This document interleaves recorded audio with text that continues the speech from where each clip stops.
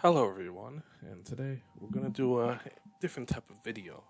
While I was browsing YouTube, I saw this video here by Manwha. This man was about beating kids.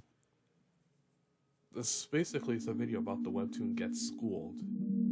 Now, I'm not sure if anyone still remembers this webtoon, as it's been quite a while since I really heard of it. I remember discovering it when it was on the app, and I really enjoyed it. And the webtoon ran all the way till season 1, and it went through a tiny bit of season 2, but if you know about the webtoon, then you're probably worried about the controversy about what happened, and I'm just gonna be straight up. I'm not trying to defend the controversy, because what the author did was not good, and, I'm just not, I wanted to react to this video because there was some points in this video that I don't think that the person who made it fully gets. There's some context missing and stuff like that, so I just want to give my thoughts to the video, because obviously from the title you can tell that the guy doesn't really like the webtoon, which is fine. He can have his opinion, that's fine. But yeah, I just wanted to react to it and give my 2 thoughts, since I did actually like this manhwa. And the webtoon is still running as of now. Honestly, it slipped my mind for a long time since it's not on the actual webtoon app anymore, but I have it pulled up on another site here, as you can see.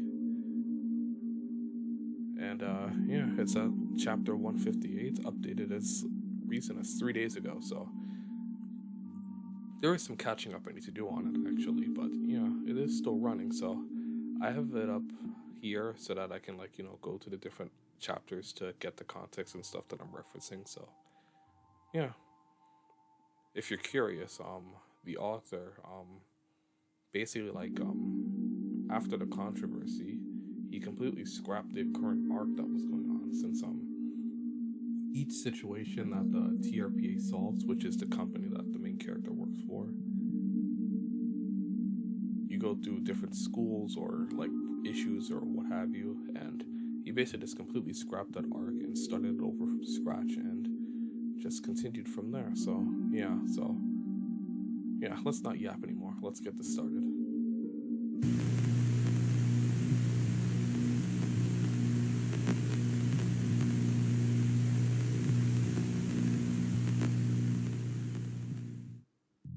One day when I was minding my own business, a memory flashed in my head of a manhwa with a silly name and an odd premise that got recommended to me around a year ago. So I decided to check back on it to see if they really followed through with that premise, and lo and behold, they did. The manhwa in question is called Get Schooled.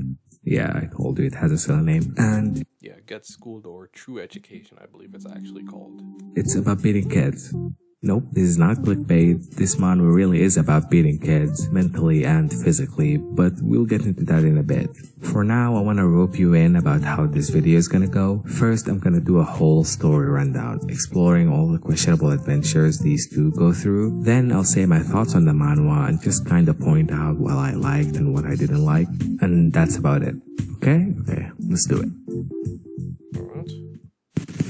Okay, just a little bit of a warning. I live next to a highway or just a busy road, and for the life of me, I couldn't figure out how to just seal up the sounds of the cars going by or just remove them. I tried everything, but I couldn't. So I did the best that I can do, and you can still hear the cars, but please ignore it. Just for me. Okay, thank you. Just a heads up. I'm not gonna use any of the character names in this video, just out of convenience and also because I don't trust myself pronouncing their names.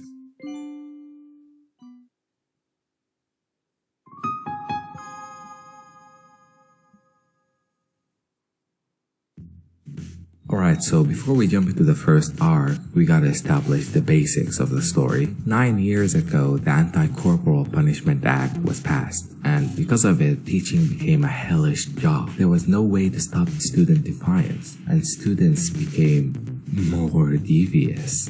One day, a story about a teacher getting beaten to death by a student went viral all over the country. This pushed the Ministry of Education to pass the law for the formation of the Teachers' Rights and Protection Agency. 2 years later, it's put into action. This is the organization that our main characters work in. We have two main characters, Cool Dude and Redhead. These two go from broken school to another to supposedly fix them.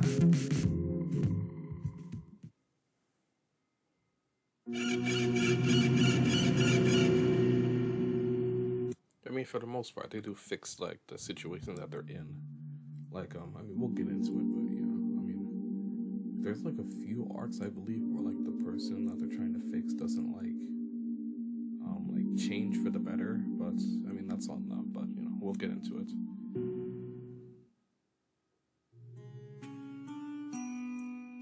So first, Kuldu is dispatched on his first mission to this school which has a massive bullying problem that has even caused the student to kill themselves. In the process of observing the situation of the school, he ends up beating a bully so hard that he faints, and the whole fight is portrayed as a funny thing or a funny joke. After that, he goes to the class of the kid who killed himself and starts fucking around here and there. Eventually, he beats up another bully and then tries to beat another, but is warned that the bully is the son of a politician. He exclaims that he doesn't give a fuck and just, I don't know, sucks the soul out of his body for a second. Later, he gathers all... I don't know, I think he like grabs his head and then like stops. I don't know. I believe like grabs his like mouth and like stops his breathing. I don't know what's supposed to be implied there, to be honest. All the teachers and tells them that as long as he's here, they are free to beat the kids. Even worse, he shows them a collection of different weapons that they can use. The teachers then start reminiscing about the good old days when beating kids was acceptable, you know. 1 week later and the school is changed. Teachers are now abusing students en masse. Everything is under control. And if any kid tries to act tough, they are dealt with by Cool Dude personally in his office. The bullies do not like the change, so they find this kid. I mean, here's my perspective. Like,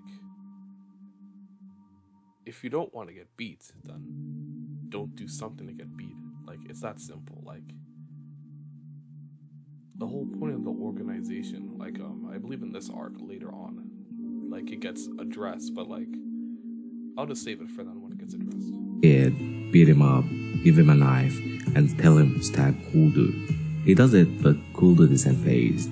He just takes him to his office, where he stitches his own wound, then questions the kid, and the kid starts telling the backstory of the kid who jumped, during which Cool Dude is just sleeping. The kid then says that he doesn't know what to do against the main bully, to which Cool Dude says that he got the solution for that. They both then go beat up the bullies and then show the main bully the news of his dad being indicted. In the next few days, the table turn, and now the main bully is being bullied. He goes home and his dad also beats him. His story is on the news. So he gets fed up with it and decides to burn the whole school down. As he's pouring down the gasoline, Cool Dude magically appears to stop him, in that he... I mean, yeah, honestly, what was he doing there? Like, he couldn't have been that smart to predict that he would, unless he was like sneaking out to school, but it's never explained why he was even at the school after hours in the first place. I mean, how did this kid even get back into the school after hours? Actually, that's a bigger question. That's an interesting plot hole that never gets addressed. Lights a cigarette and drops a lighter on the gasoline. The kid gets terrified and breaks down apologizing, asking Cool Dude to stop, to which Cool Dude extinguishes the fire, then rambles about how this is a lesson that he shouldn't forget and that this is the education that he seeks. After that, everything about the TRP is revealed. I mean, hold on, let me pause and find that chapter. Alright, we got it. I'm sure you just realized that unlike what they show in movies, gasoline flames are super slow. Look, this is just my opinion, but truth isn't reflected by what you say, but rather what you do. You instinctively realized that the flame was slow, so you immediately ran. The people you bullied. What happened at home? You've learned just now that through your actions you can make someone's life miserable. I hope at least that much got to that skull of yours. Only when the shoe is on the other foot do you realize what exactly you've done to others. Taking responsibility for the actions you committed is the type of true education that I believe in. Like, I don't think that this is really that, like, unjustifiable. Like, what he's not wrong in any of this. Someone that's, like, being a jerk to someone, making them go through that same experience will make them realize what they're doing to the other person, if they are or aren't already aware of that, and it may or may not make them self-reflect. If they do self-reflect, then there's a chance at potential, and that would be a success. But even if they don't, self-reflect and change, then that means that they're just a lost cause. And regardless of what, his name is Hwajin Na, I'll just call him Warden. Regardless of what Warden Na would do, they weren't going to be a normal person in the first place. But regardless, he still solved the situation, so this really isn't a negative on him. And what he's saying here really isn't that bad. And he still reported him and the bullies to the police for the death of the student anyway, so honestly, I don't really see how this is a criticism against him. He still did something good, so yeah, let's get back to the video. To the public, the kid gets arrested and his dad resigns. The public is reasonably furious and demands answers from the Minister of Education, to which a press conference is held and the current Minister of Education speaks. The conference can be summarized by 2 points. First, he doesn't support corporal punishment, but he thinks it's necessary to fix broken schools. Second, he thinks it's okay to violate the human rights of bullies and bad students to protect the hard-working students. Yeah, like, what is wrong with this? All students have the right to be educated in a safe environment. What's the big deal if a few troublemakers get bruised up? Yeah, exactly. Like, obviously, like, I've never gone through corporal punishments, and so I don't know what it's like firsthand, obviously, but if you just do the right thing, then you don't get beat. So don't be a cretin, and corporal punishment existing won't have an effect on you. Like, if the kids that are causing the most issues and being little devils get their ass beat, what's the net negative? There's no net negative, really. It's the net positive. So, I mean, I get why people wouldn't want corporal punishment. I can't personally say that I've gone through it, so I don't have like a personal experience, but I feel like the good outweighs the bad. But after that, Kulud and the minister visit the grave of the minister's daughter, where we get informed that they are doing all this for revenge. Revenge isn't sought for the sake of the dead.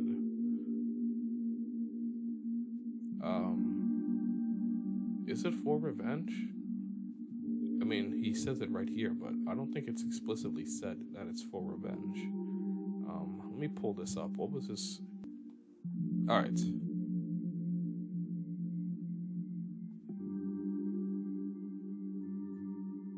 Alright, so yeah, he's at the grave. Hwajin is... Yeah, it's revealed that this is his dad or stepdad. Because, I mean, spoilers. The grave that they're at is Ga-Yun Sin. This is his wife. This is his daughter. So, the prime minister, this guy, well, not prime minister, minister of education, this guy is his stepdad. So, that's their relationship. And the TRPA exists in the first place because, as we'll later see, a bully killed Ga-Yun Sin because of, trouble in school. Like, you know, the whole reason the TRP exists is so that cases like Ga-Yun Sin doesn't happen. That's basically what it is. So I guess you could say it is for revenge.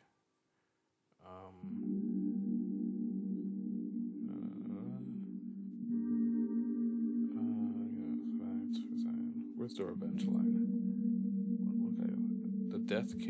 Okay, the dead can't hold a grudge. That's a misery reserved for the living. So yeah, the quote is changed on here. than it was on Webtoon. So here it says the dead can't hold a grudge. That's a misery reserved for the living. I'm pretty sure that the quote is, revenge isn't sought for the sake of the dead, it's because the living can't afford to bear the pain.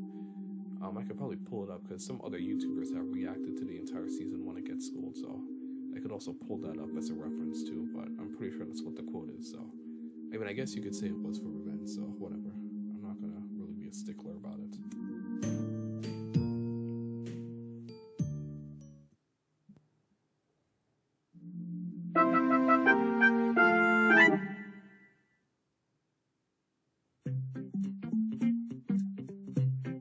Cool Dude's next job is a high school troubled with fights. It seems like this school is all about fights, and I don't mean street fights, but organized fights between themselves to see who is stronger. They mainly fight to determine which department is the strongest, as well as who is the strongest student individually. As the auto department is having some internal problems, Cool Dude busts in and reveals himself. Everyone recognizes him because he was on the news and stuff, but one student doesn't and decides to fight him. Cool Dude does not hold back at all and just knocks the kid out. He then calls the electrical department as well and announces that both departments are gonna have combined classes on character education, or whatever that is. Electrical kids, of course, do not comply, and Cool Dude just claps their asses with a smile, literally. Like, even when the last person didn't want to fight, he just became the Undertaker and clapped his ass too. After that, he gives them a test, and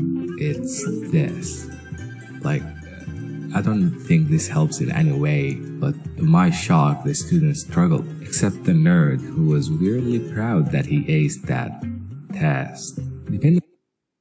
I mean, that's the whole point. I mean, yeah, I'm not sure if it's a stereotype, but it's pretty common in, like, just in, like, media. Like, I'm pretty sure this happens in movies and TV shows and stuff like that.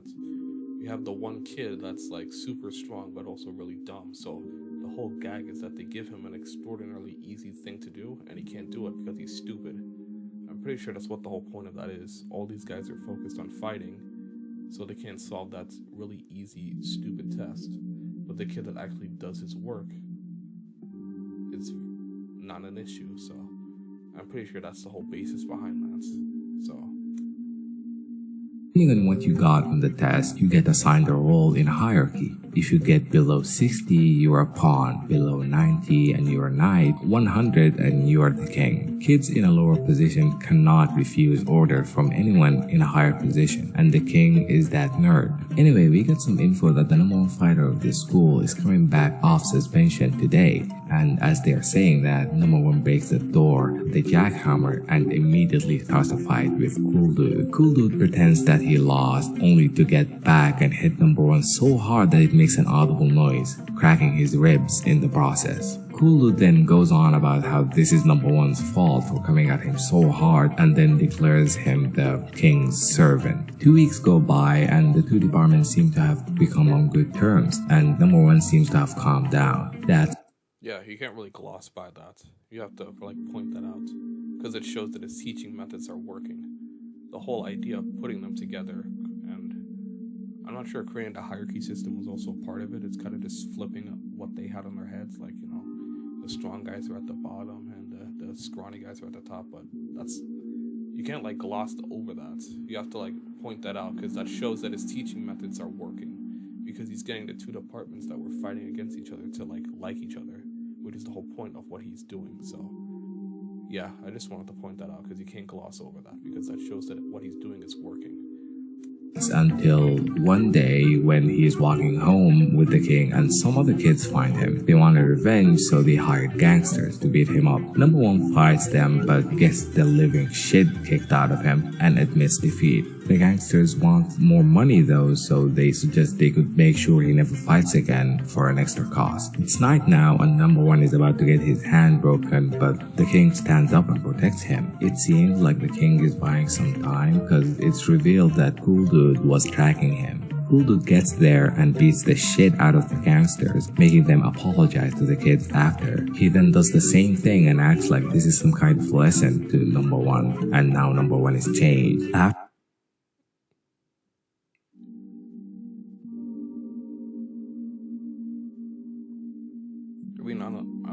just not like, are you not like reading what the characters are saying? Like, that is like,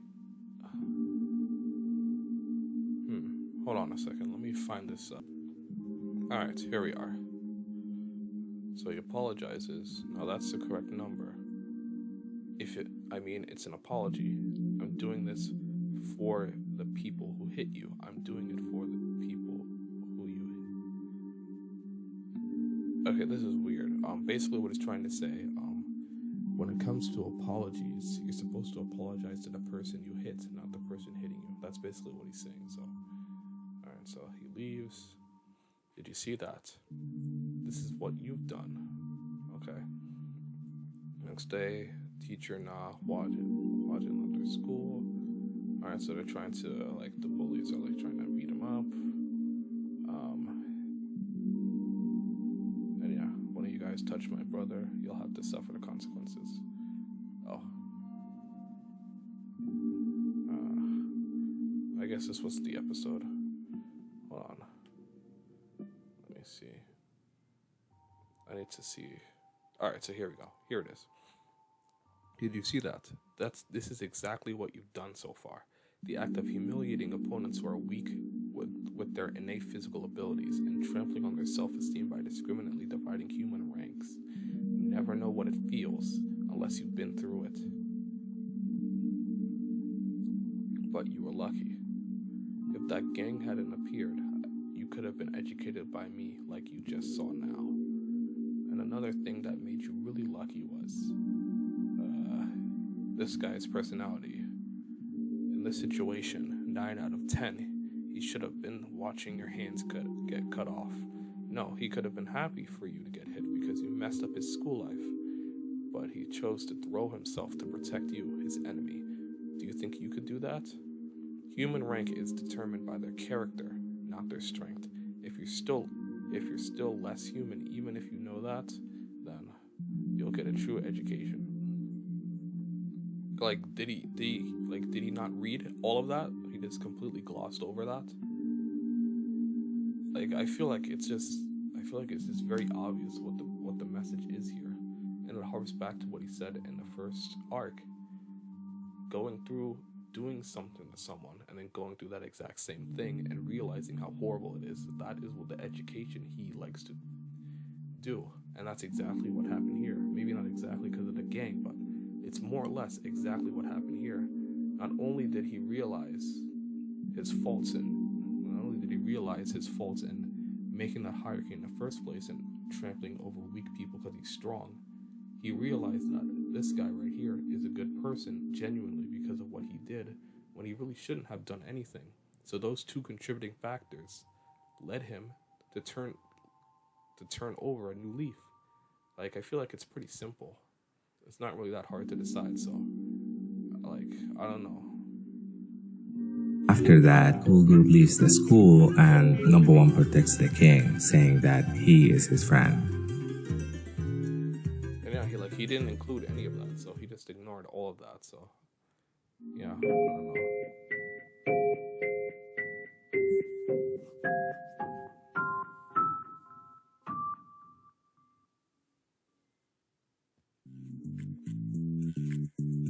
Next, we get introduced to our second main character, Redhead. I know, creative nickname. She's appointed here to take care of issues in all-girls school, and that's exactly what the next mission is. To start it off, we see that the main bully of this school just shaved off a teacher's head somehow. Then, Redhead is appointed as a new teacher assistant to the class of the main bully after... I mean, it's later stated that the reason why, like, the teachers even allowing that is because, well, hold on, I gotta find this. Oh, here we go. I didn't even need to switch episodes. It happens here, because, like, after the arc, they show, like, a little preview of the next arc. So, anyway, so here it is. What the hell is wrong with you guys? Teacher, why do you look so serious? Teacher, it's a good face, but his hair is completely terrible. Come here, I'll cut it nicely for you. So here you go. He tries to stop her. That's enough. Is it that fun to harass your teacher? And to just hold my hand? What should I do? Is my teacher going to be okay? And as you see, he's scared to like get reported by her. If you touch a student's body carelessly, you know what's gonna happen. Yeah, so basically she's threatening to report him for like assault. So that's why he let that happen in the first place.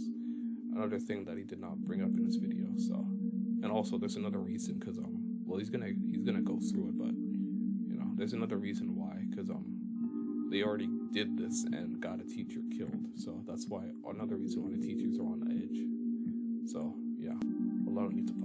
All right. As she enters the class, she sees that all girls are just ignoring the teacher and pretending that she's not there. Redhead introduces herself and the main bully's ring start asking her questions, which instantly devolves into mocking, which Redhead just mocks them back. After that, we see both the teacher and Redhead talking behind the building when suddenly the bullies attempt to murder the homeroom teacher with a pot. Redhead talks with the teacher and she reveals that the main bully once lied about a previous teacher hitting her, which got him fired. Then the teacher, quote, wasn't able to live with how people looked at him and just offed himself. Later, Redhead enters the class and is greeted with a... So yeah, that's basically what happened.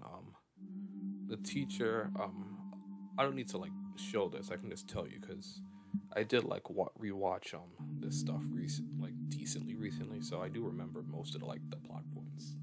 So basically, the teacher was a good guy. He was always nice to his students. You trust him fully. And Yuri, well, she's a devil, and the teacher found a vape in her desk. The teacher let her off with a warning. Yuri pretends to care, so will be sorry. The teacher thinks everything's cool. Then the principal comes in. The superintendent got a false report that the teacher hit Yuri, and that got him fired, and he couldn't deal with the stress of it all, and he took his own life. That's essentially what happened. And then Yuri and her friends just played it off, and nothing happened, and she got away with it. So yeah.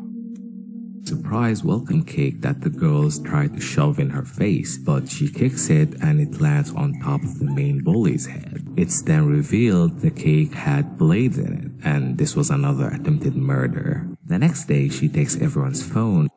Yeah, not related, but that's insane. Who does that? Just put razor blades in a cake and try to throw it at someone? Who actually does that, bro? It's insane. Actual insanity. And makes sure to blame it on the main bully so that the students hate her. In the following 2 weeks, the main bully became isolated and hated by all the students outside her circle and decided to lay low. The homeroom teacher thinks she changed, so when she finds her crying next to her door, she invites her to get inside. As soon as she opens the door, the main bully shoves her to the ground and starts threatening her. But it turns out that Redhead lives next door and is there to stop her. The main bully takes out a box cutter and tries to stab the teacher when her friend stops her. She then cuts her friend, and when she sees that Redhead is in, books it out of the window. Alright, so there's a bit it's not really that important context, honestly, but I'll just still give a deeper explanation. So yeah, basically, what's her name? Hanrim M, I believe. Yeah, Hanrim. Her plan is to this. Whenever Yuri tries to do something, she tried a lot more. He didn't go into it because I don't know. This is a fast recap, so it's whatever. But he didn't go into it. But Yuri tried a lot of different stuff. She tried to get a board member mad at the teacher, but that didn't work. All that stuff. And anytime that she tried to do something, Hanrim would not only get her in trouble, but get the entire school or the entire grade level in trouble, which made them all hate her because she's the reason why they have to do that, why they have to get punished. And as the guy said, that was her plan, and it worked because all the students don't like her. And she goes, cries wolf outside the teacher's room. There's a little section with Warden and Hanrim at the gym, just doing friendly stuff, or I don't know, doing some sparring to and just talking about the situation.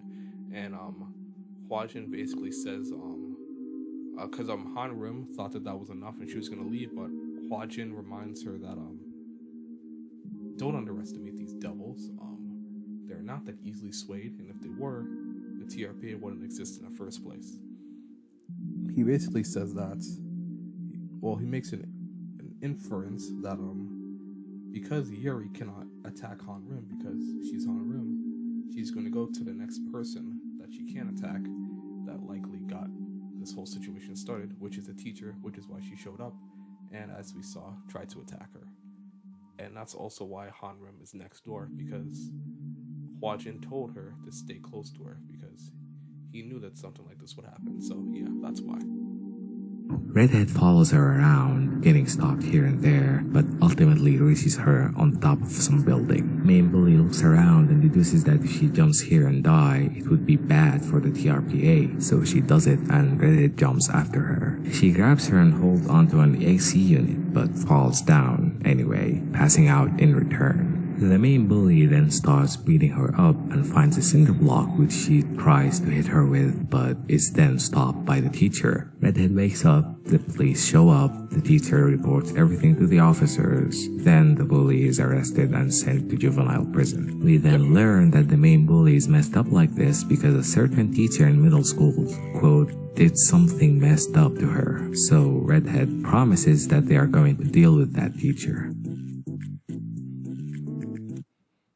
Another bit of important. I feel like I need to pull this up. Alright, I got it. What do you want? So, over what? I have to see your face again. 62 cases of reports because of your behavior to the Bureau of Education to inform you of what you are curious about. Most of them were reports from students who are angry at the death of the teacher that we talked about before. In fact, the homeroom teacher never reported you. So funny. What's the point of being such a hypocrite? If you're done with your business, just looking at your face. That's the teacher's name that Sean's, I don't even know. I'm not going to bother trying to pronounce that. Did you get your ass kicked by that teacher? Not exactly, but we'll get into it.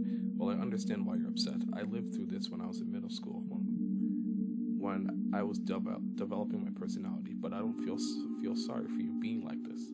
There's no law against anyone that has been through hard times, right? But I promise you this one thing. That scumbag of a teacher will undoubtedly pay the price. So yeah, basically, in a simpler terms, because this was translated, they're not excusing her actions. No matter what she went through, there's no reason why she had to do this and why an innocent person had to die. Webtoon is literally stating bold-facedly in more and better understandable speaking patterns that Yuri-Han is still in the wrong, but they're still going to punish the person who did that for her because two wrongs don't make a right. Pretty simple stuff. He didn't merit to bring it up now, but it's important in the later arc because he points out how Yuri's character is just redeemed out of nowhere when that's not at all what's happening. So I need to bring this up now because it's going to be relevant in the next arc. As you can see, because they're going to go through this teacher that messed up Yuri, and he pretends that they just redeemed her out of nowhere when that's not what's happening. She's not really redeemed. All she did was learn from her mistakes and she's trying to start over. But we'll get more in depth to that when we get there. I guess you could say she is redeemed technically. No. Her actions aren't excused. The horrible things she did, those things are not excused. But just because someone does something bad in their past doesn't mean that it's necessarily a wrong thing for them to try to correct those mistakes and try to start a new life. You can't really correct the mistake of killing someone, but you can still try to live a better life. That's basically what Yuri's doing. So the webtoon isn't excusing her actions and just redeeming her like she didn't, nothing happened to her.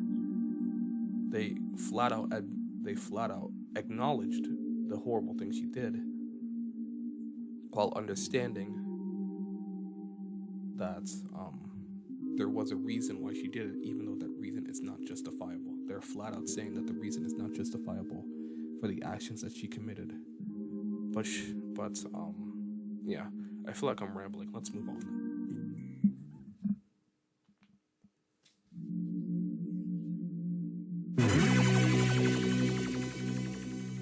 Yeah, this guy's a loser. This teacher. Cool Dude goes to where that scumbag teacher works and somehow knows that scumbag over here was abusing one of his poor students for some reason. So when scumbag rallies up the student to hit him as a stunt to get him caught by the TRPA, Cool Dude just holds onto the student's fist and hits him with it. After that, Cool Dude roams the school noting down the names of the teachers who are using the TRPA's presence to beat kids, which is the same thing the TRPA have been doing after school. Okay, no. That's just not true. Well, hold on. Let me get a bit deeper into this. School, because there is some context. he gathers all the teachers that he noted and tells them that they are now stripped of their teaching authority and they are to be treated like a student from now on, or they will get fired. Scumbag lives out his day as a student. Okay, so he didn't even show like more of the context.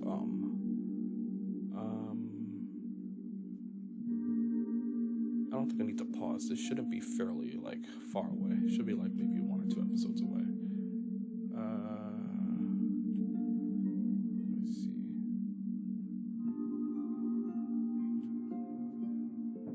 Alright, so yeah.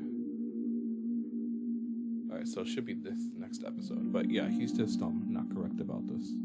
And again, he doesn't show any like context about it.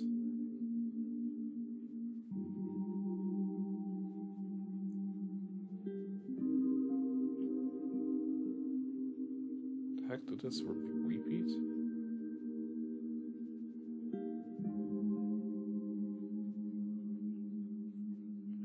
Alright, so here we go. Oh, I guess there's more context. You're a student. Alright, so yeah, she was fine up until she got this scumbag teacher in her class. Because he ruined her. And we'll find out what he did later on. So it's not really important. But yeah, we got shown that the teachers are abusing the TRPA's presence to abuse the kids. So, oh yeah, this guy's a real scumbag. Sexual assault of the minor. Disgusting. Anyways, so yeah, where is it? I think it's, okay, here it is. So yeah, what the hell is Education Protection Agency? Isn't it a place to protect teachers' rights? Does it make sense to undermine the authority of a teacher in this way?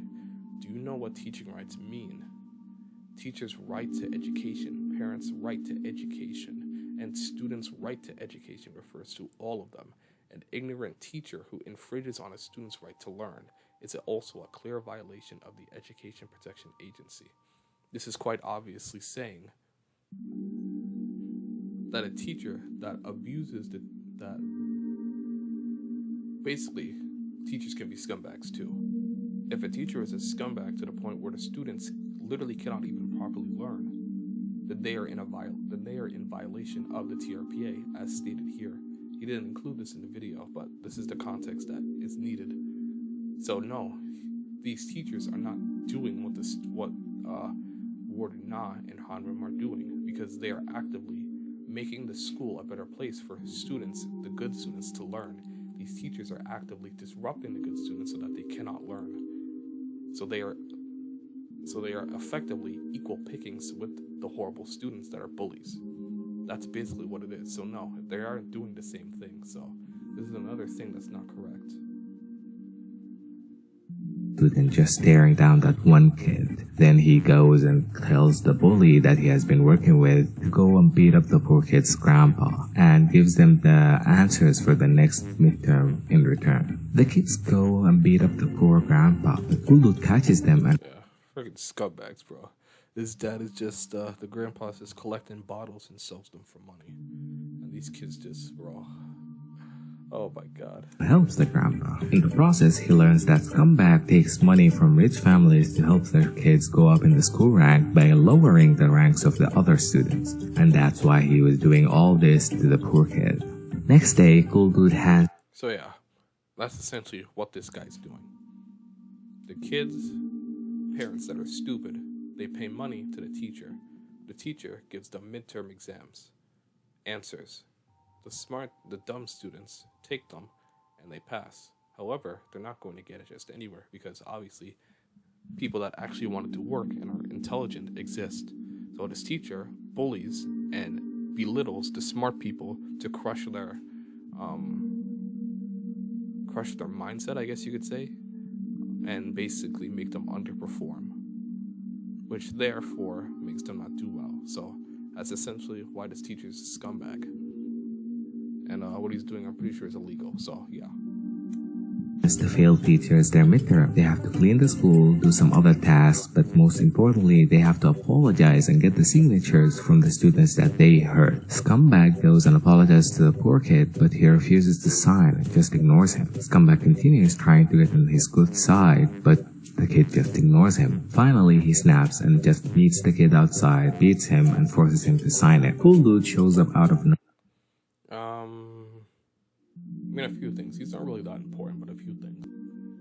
Honestly, I kind of forgot what I was going to find, but I just wanted to show this. So, they finished their cleaning. Yeah, cleaning is all over. You all did well today too. And the students are throwing the trash out because they know that they're gonna get fired, and they want them telling them to get out of school, resign, quit, and then this teacher just quits. I realized what happened yesterday, the fact that the students don't want us, that's how much we had hurt the children.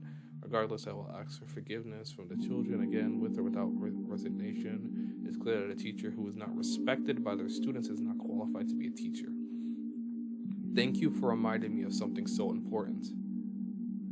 Wait, teacher. This morning, the students who were in charge of Teacher Kang had signed. Sometimes it's annoying to lose your temper, but they still said it's hard to give up teaching.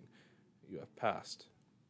Take off your school uniform and stand on the platform. So basically, this again shows that what the teacher is saying is correct. That what a warden is saying is correct. She realized the error of her ways. Well, they didn't exactly go. Well, I mean, it's hard to go through what they went through, but literally in this, like, you can see that she realizes what she did was wrong, abusing her authority as a teacher, infringing on students' rights to learn. She quits by herself, and her students forgive her because she wasn't all that bad, and she realized the error of her ways, which is why she did this in the first place. She resigned, and because they were throwing trash at her. She realized just how badly she was teaching, and realized what Warden was saying was right. And he doesn't include this in his video because, I don't know. Again, that's just context that's needed to show that what he's doing isn't actually all that bad. I mean, honestly, it's really not that bad at all. I don't know. This is just proof that what he's doing is right, because, regardless, it's doing more harm than good, I guess I should say, because, I mean, I don't really care about those kids getting beat up that are, assholes, but, I don't know. This should just be obvious. I feel like this just should be obvious. And I don't feel like going back because there's a bit more context, but it's not really that important. But the scumbag teacher, his daughter asked for money for a camp, and he's divorced, and I don't know. He just wants to get money because he's working a job and stuff. So whatever. It's not really that important for me to pull up, but I'm just adding that in there. So yeah.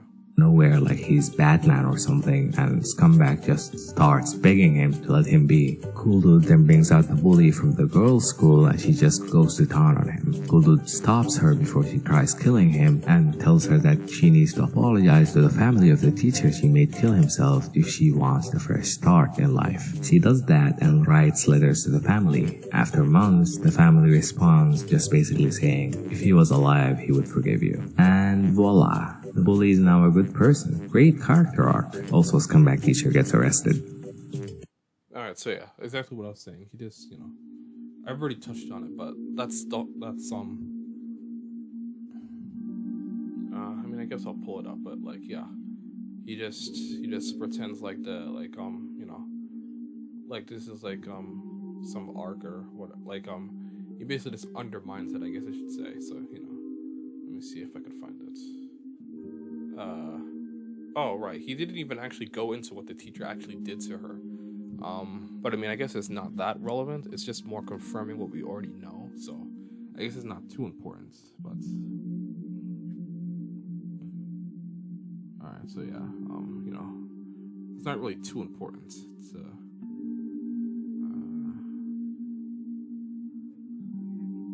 what happened to you thought of this before? Because of that insignificant human being, your life ruined and it sucks. shit, my life's already ruined. What are you gonna do about it? I'm already an ex-convict. It doesn't matter if you're an ex-convict or not. What matters is that there's still light in your heart. Because of you, teacher, the good teacher, so died. We know better how it feels when you're wronged, right? But the teacher's unfairness is no match for you. His family is 100 or 1,000 more times distressed than you. So put F in the comments. You're just a person who has killed someone before, whether or not you have a criminal record. You're already wrong to live a decent life, just like that trash bastard over there. If you want to start over again, go ask the bereaved family for forgiveness with all your might. Again, this harps back to chapter 1. The jerk putting someone through something, then going through it again and realizing how shitty it was. That is the education he tries to impart. And that's more or less what he's doing again here. Notice a trend? Yuri got wronged, so she took it out on an innocent person and they died. But she felt no remorse for it. Honorim goes in, they swoop in, they clarify she's not justified in her actions. It's understandable what she did. It's understandable why she did it, but it doesn't make it right. Two wrongs don't make a right. However, just because of that doesn't mean that Yuri can't become a better person. I believe and on Webtoons it says a person that's so calm after making someone die wasn't going to live a normal life in the first place. That's what it said. And yeah, she probably wasn't going to live a normal life in the first place after the abuse she suffered from her teacher. So again, like, it's not like the person in the video phrases it like it was just some great spiral, great good character arc, and it just ignores all the bad shit that she did, which is not what it is at all. They flat out, they bring it up, they address it, and let me see. Yeah, the teacher gets arrested, scumbag loser, we don't care. Captain, you're really amazing. I never imagined that Han Yuri would regret her mistakes. There's a saying, it means a teacher who corrects or enlightens the negative/wrong aspects of someone. People don't always learn from good things. So, what he's saying is the teacher's horrible teaching ended up teaching Yuri to, to just like try to start over, basically. And yeah,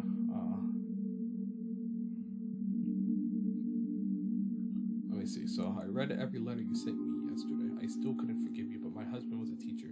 I can't forgive you, but my husband must have smiled and forgave you, seeing you repent sincerely. You don't have to send letters anymore. Don't go down the wrong path and live a righteous one. That would be the true atonement for my husband.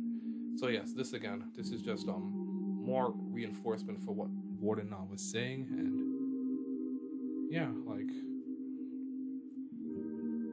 this is what he wants.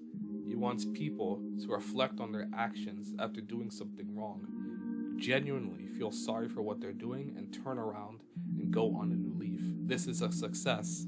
This shows that what he's doing, that the TRPA, what they're doing, albeit not the best morally, is righteous and doing more harm than good. Again. So yeah.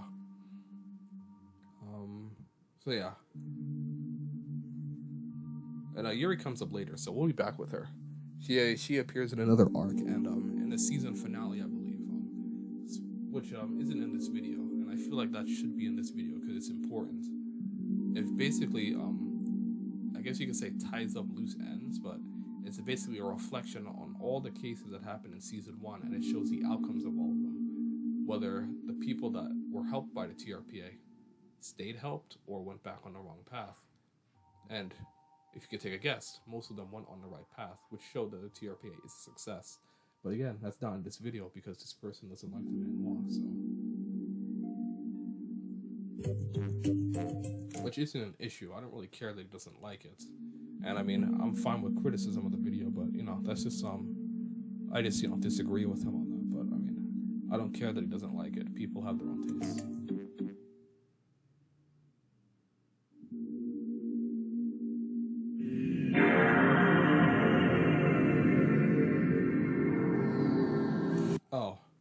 guess I should say something about this. The whole title, it's in and of itself. This Manwha is beating kids. So most of the people in this comic are like 17, 18, like teenagers, high school. These kids here are like actual kids, like 13, 14. Because that's the whole point of this arc, like going into the messed up like laws that these kids abuse to like commit crimes and stuff. So, I mean, I wouldn't continue to consider you a kid at 18 or 17. You're a teenager. Well, I mean, I guess, 12, 13, but you're closer to an adult than you are a kid, I'd say, at 17 or 18. That's pretty obvious. You're that old, you should have some common sense. These kids, they don't have common sense because they're kids, basically. So, what I'm trying to say is, these kids have the kids in the prior arc have less leeway because they're closer to adulthood. These kids have more leeway because they're closer to being kids, so, yeah.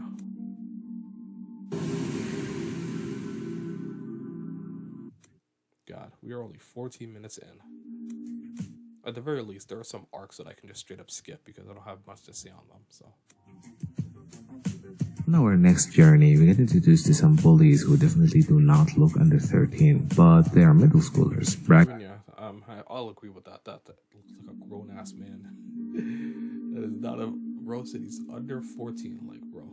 All about the fact that the cops can't do anything to them because they're under 14, so they can get away with whatever crime they commit. These bullies finish beating up a kid, leave, and just steal a car off the sidewalk, running with it at full speed. They end up passing Cool Dude and Redhead's car, so obviously they follow them. They speed up even more and end up crashing into the pole after nearly T-boning another car. They somehow get out unharmed and start fleeing the scene when Cool Dude and Redhead corner them. They don't want to take them to the police, so they just go to their school. And there, Cool Dude walks in with the bullies in handcuffs, wearing a sign that says, "I'm a car thief." After that, the other group of bullies in the school were going off somewhere before they stop and just try to rob a supermarket, but they get stopped by the owner and get sent to the police station. At the police station, the group of criminal 13-year-olds are just chilling there, taking pictures while waiting to be sent back home. But Cool Dude shows up and gets them out of that station. He tells them to come with him, but they refuse and run off. He follows to catch them, but the main psycho of the group just tries to stab his eye. This is kind of like, I guess like the focus of this arc that, basically, I mean, I don't know how things work in Korea, where this is supposed to be based, but, kids, like, under the age of 14 basically don't get penalized for, like, crimes like, obviously, like, robbing a store, committing grand theft auto, stealing a car, and driving it down. Like, you'd be in jail for that. But since they're under 14, basically, they can't hold the kids in the station. All they can do is call their parents and pick them up. That's basically the very concise gist of it. So that's basically what it is. That's what this arc is focusing on. How kids have a lot of leeway apparently in Korea. I don't know if this is like an actual thing, but yeah, that's the point of this arc. Is out. Cool Dude handles him easily. Redhead shows up and handles the rest. They handcuff and blindfold them, then drive them to juvie jail. Main Psycho ain't buying it at first, then gets the shit baited out of him. A week goes by and it's shown to be hell on the bullies, getting the shit kicked out of them at every chance. Cool Dude shows up and locks the Main Psycho in solitary confinement. He brings him a pen and a note and tells him that if he writes a genuine apology, he can go home. Main Psycho writes one, but Cool Dude rejects it. It goes on like this for 8 days before Cool Dude reveals to the Psycho what he is missing, and it's hating prison. He says he wanted him to think that he doesn't want to come back here again. Yeah. Anyway. Another thing that doesn't have proper, well, I mean, I guess he showed like some context, but like, I don't know. He's just like dismissing what he's saying, which is, I don't know. It's basically the same as just like, not, like, he already just doesn't like it, so he's not going to try to understand it, I guess. I don't even know. Let me just see. I guess I don't need to pause since I can just like do the scroll here. Let me just see if I can find this. Oh, okay, cool. I just didn't go back one episode. Oh wait, no, it's here, I think. There's a lot more like this stuff I could say, but I'm just gonna keep it brief. I'm just gonna talk about the things that matters. Cause Okay, so here we go. This is the answer. I'll kill myself if I come here again. What are you saying? Why is that the answer? You thought that I'd like to see you reflect, but you're completely wrong. You think that there's going to be some fairy tale that changes human nature in a week or two. What I wanted to show you was your future. Most of these prisoners are juveniles, just like you. You've been in and out of juvenile detention without even knowing the consequences of your crimes. This is what crime is. Once you have a taste of it, it'll be hard to quit, like smoking or alcohol. Words of all this time you've been acting smart and taking advantage of the loopholes, which is true. It's a bit more context is given. Basically he killed a person by accident, and he literally killed someone, and he did not face jail time because he was underage, and he knew that and since he knew that he would not get in trouble, he started abusing crimes. So yeah, it's proven literally in this arc. At this point, you're already addicted to crimes. Yes, this is proven. It's deliberately shown to us. Just so you know, there's only one juvenile prison in this country. If you come here again, I'm sure half the guys you meet will still be here. I don't know if this is a preparation or warning, but it will depend on your actions. Basically, for people too stupid to read between the lines. I don't know how much clearer I can get. Yeah, I'd just be repeating what he said. This is their future. If they continue to commit crimes, this is where they'll end up. They'll meet the same people and go through the same things again. He's showing them what will happen to them if they continue down the path that they are on. So it's up to them to change their actions so that they do not come back here, or they can keep doing it and they can keep getting punished and being sent here and going through this hell all over again. It's very obvious, and it's just very straightforward. I don't know. It should be very straightforward what the point of this is. So yeah, I don't understand. It should be very, very obvious what the whole point of this is. I don't know if he actually read the whole thing or just skimmed through it to get a basic gist of the arc. I feel like that's what he did because the actual context and point of everything that's happening is very obvious to miss once you actually read it. So let's keep going. The next day, the kids are released and sent back home, but Kulu still has some business in that prison. If you remember in the start of the story, they mentioned that the RPA was created after a student beat a teacher to death. Well, Kulu is going to meet that student because it's revealed that the teacher is the minister's daughter. And yeah, this is what I said before, yeah. So yeah, this is basically, more story building, basically. Adding more backstory, And it's also Cool Dude's fiance. Anyway, he meets up with this dude who looks at least 30 years old, but he's in fact 20. He asks him some questions, dude answers in some unhinged way. Cool Dude then gets angry and just leaves. There was literally no need to do that. He gained nothing from interviewing this guy. What?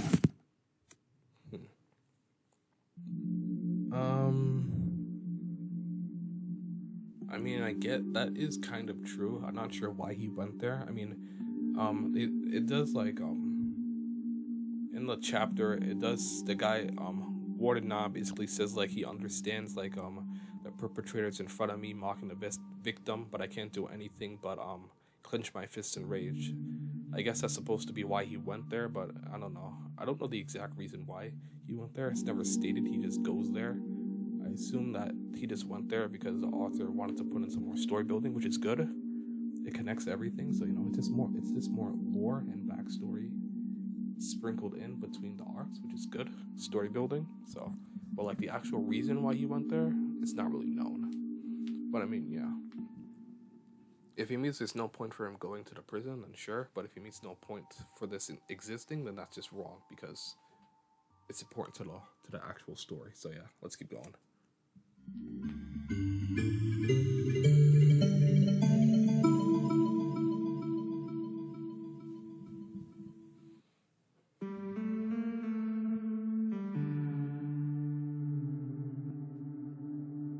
Next on the table, we have a very popular women's basketball team with the lead of two sisters who seem to be the stars of the team and are also very popular online. The two also seem to be our main bullies for this arc because they just have a girl tied up in a locker with a paper that says exactly that. We get some backstory about the tied up girl. She joined the school to play for the basketball team, but she got in a fight with the younger sister of the team's captain and has been bullied since. And the day after she was tied up, she was going to hang herself, but just changed her mind when the assembly time came. Like she just snapped out of it. Anyway, at the assembly, they go to meet their new temp.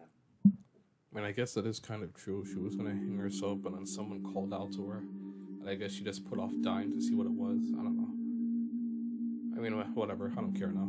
Temporary coach, and it's Redhead. She makes everyone train, but then notices that the bullied girl is on the side not training. She tells her to go back in the court, passes the ball to her, and she scores a 3-pointer. After training, she is getting beat up in the locker room, and as she is about to lose her hand, Redhead steps in and punches the captain in the face. The rest of the team try to gang up on her, but she knocks all of them down. She then walks up to the captain, looks in her eyes, and says, "I am the captain now." In the following week, Redhead takes control over the team and their training, and day by day, the sisters are getting more and more annoyed with Redhead, so they decide to fake some injury photos and post them to their Instagram to literally get their fans to dox Redhead. It goes viral, and next day, as little sisters watching some drama channel talk about it, they reveal that Redhead contacted them and somehow gave them screenshots of the little sister bullying that girl. They also reveal that Redhead is with the TRPA and she came to the school on suspicion of bullying from the two sisters. Redhead walks into the class and asks little sister to come with her, but she runs out of the class and finds the girl that she bullies. And as she's about to attack her, she gets milk thrown at her. When she looks up, suddenly all the school is mocking her for being a bully and she's just frozen. Anyway, apparently this is some big deal because even the fucking news are reporting on it, and as the captain is watching that,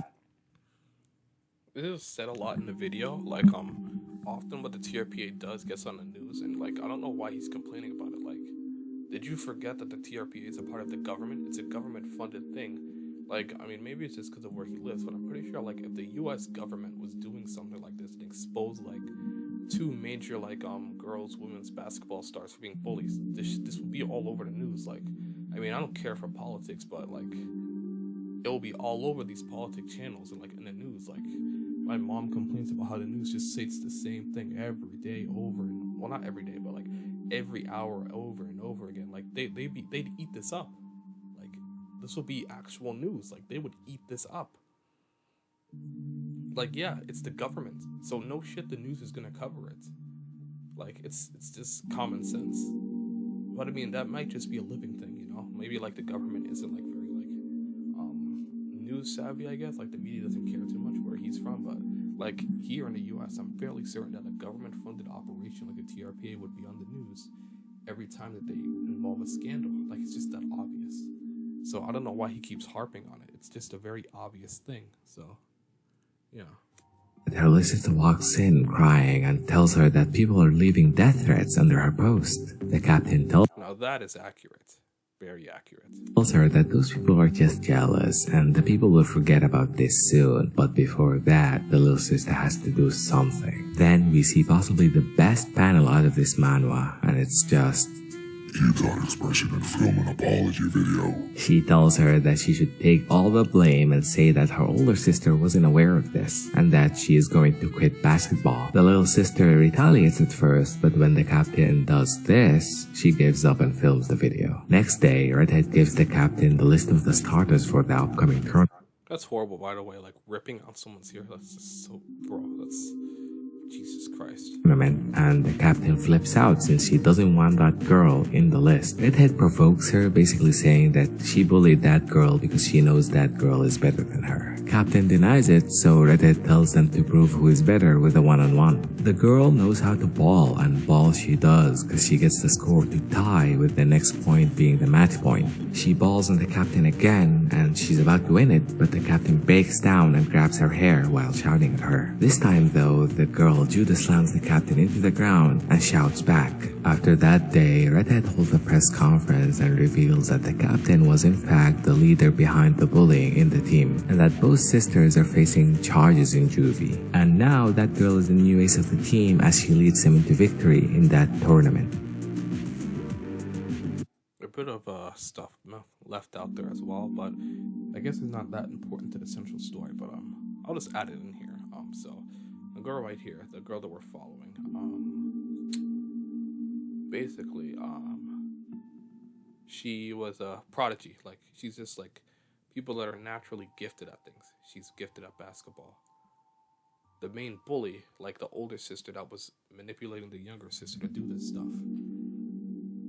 This girl, the main girl, admired her, and she learned most, if not everything, of her basketball skills from her. The only reason why she continued to, because the evil girl, the older sister, was doing all of this because she knew that she would get surpassed by her. So she basically bullied her to make her quit. But the other girl, the main girl, did not quit because she wanted to play basketball with her, but side by side at least once. But obviously, the evil girl wasn't going to let that happen because all she wanted was to get her out. So she finally had enough and told her straight to her face everything. And Hanrim Im basically says that she didn't want that the main girl didn't want the bully to get kicked off because because the older girl was actually good at basketball, like genuinely good, and she wanted to play with her. But that's obviously not going to happen because the older sister doesn't even care about it at that point. She just wanted to get rid of her. So that's basically, just a bit more substance to the story.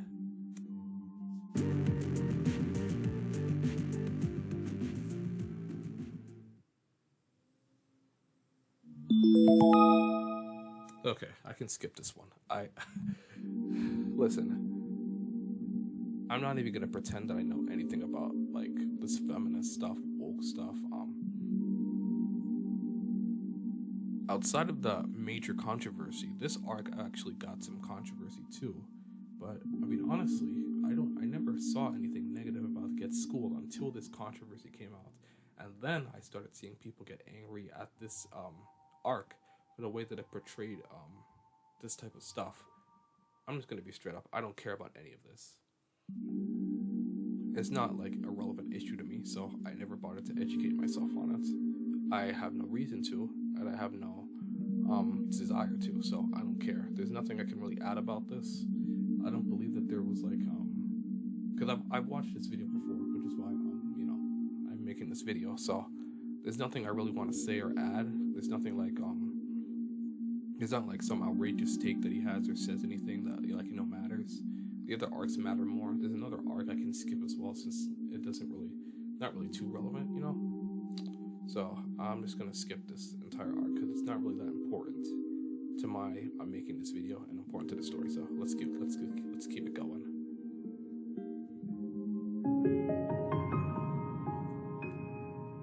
Oh, this one. Oh my god. I also don't believe that this one was that bad. I don't think that he actually said anything but we'll watch it. Let me get a refresher. I don't think anything bad was said about this arc. So, let's see. As Bulbul is buying stuff from a store, Because I can see that this video is already an hour long and we're only 26 minutes in. So, I'm gonna try to be thorough. I mean, he has his criticisms lined up at the end, so I could probably skip to there, but he does say some stuff that I want to address. So, let's just skim through.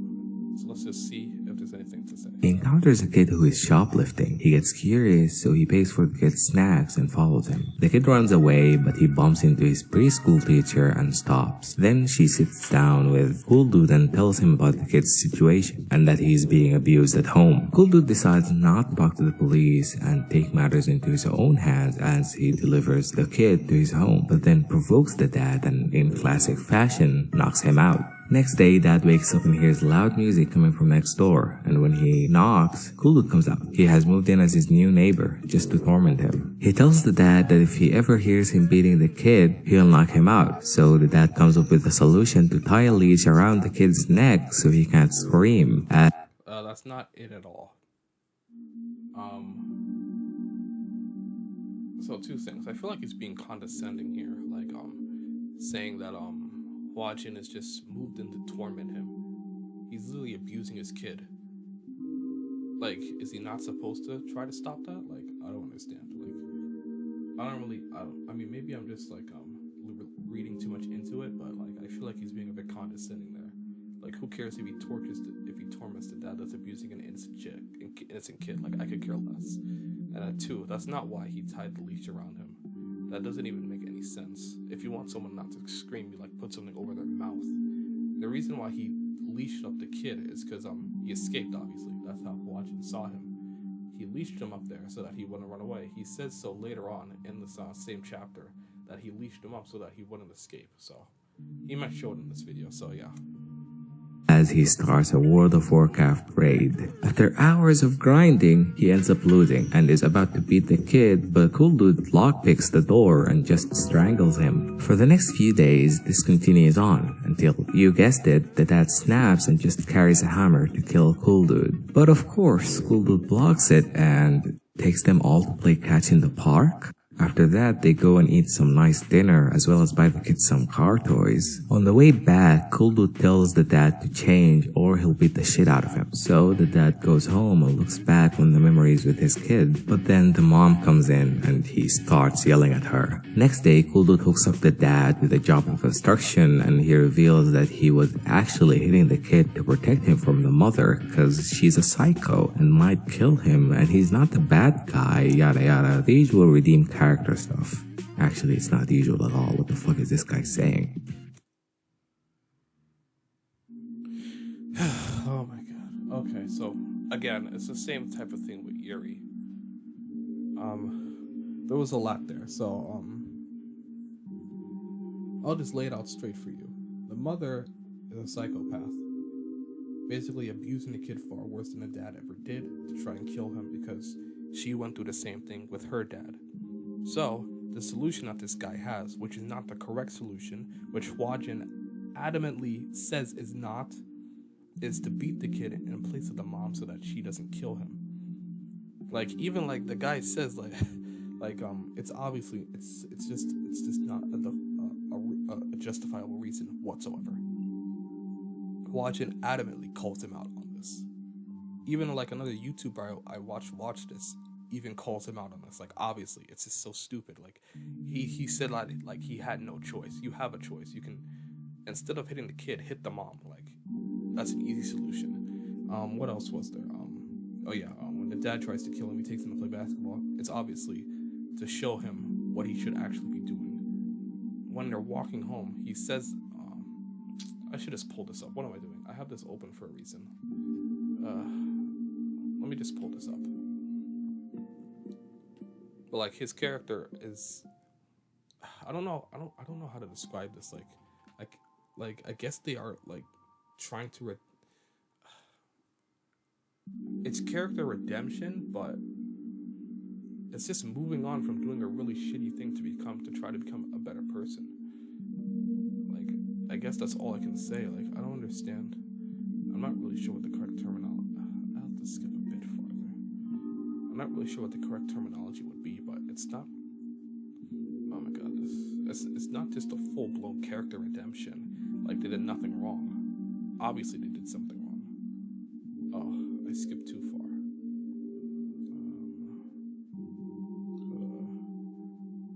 51.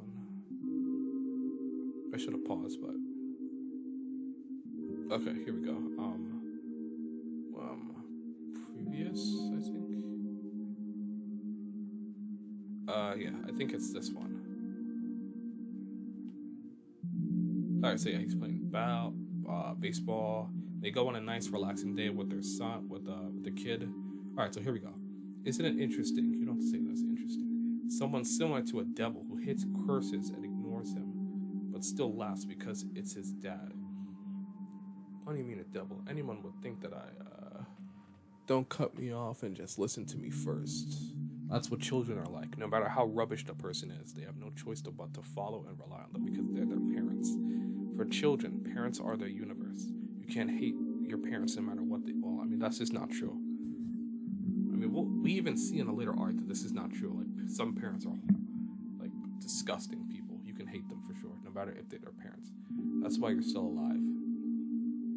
A few days ago, I barely held back when I saw the kid on a leash. I want to break every bone in your body right now. and throw you in front of the police station. But as I said, parents are everything to their children. Even if someone like you disappears, the kid will be in fear. After all, the only thing you have to be a parent is to change yourself. This is your last chance.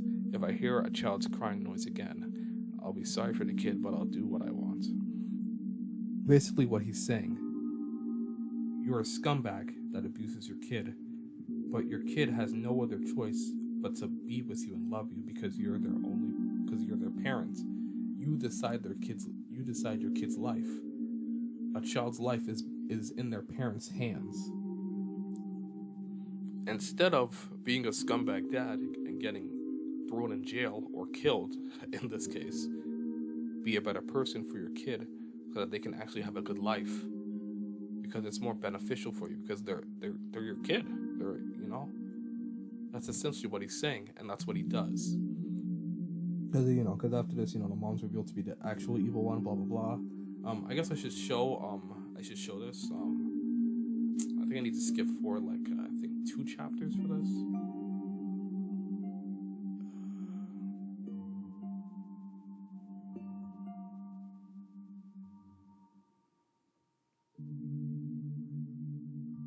Alright, so yeah, he mentions his reason. Alright, no, I need to go one more.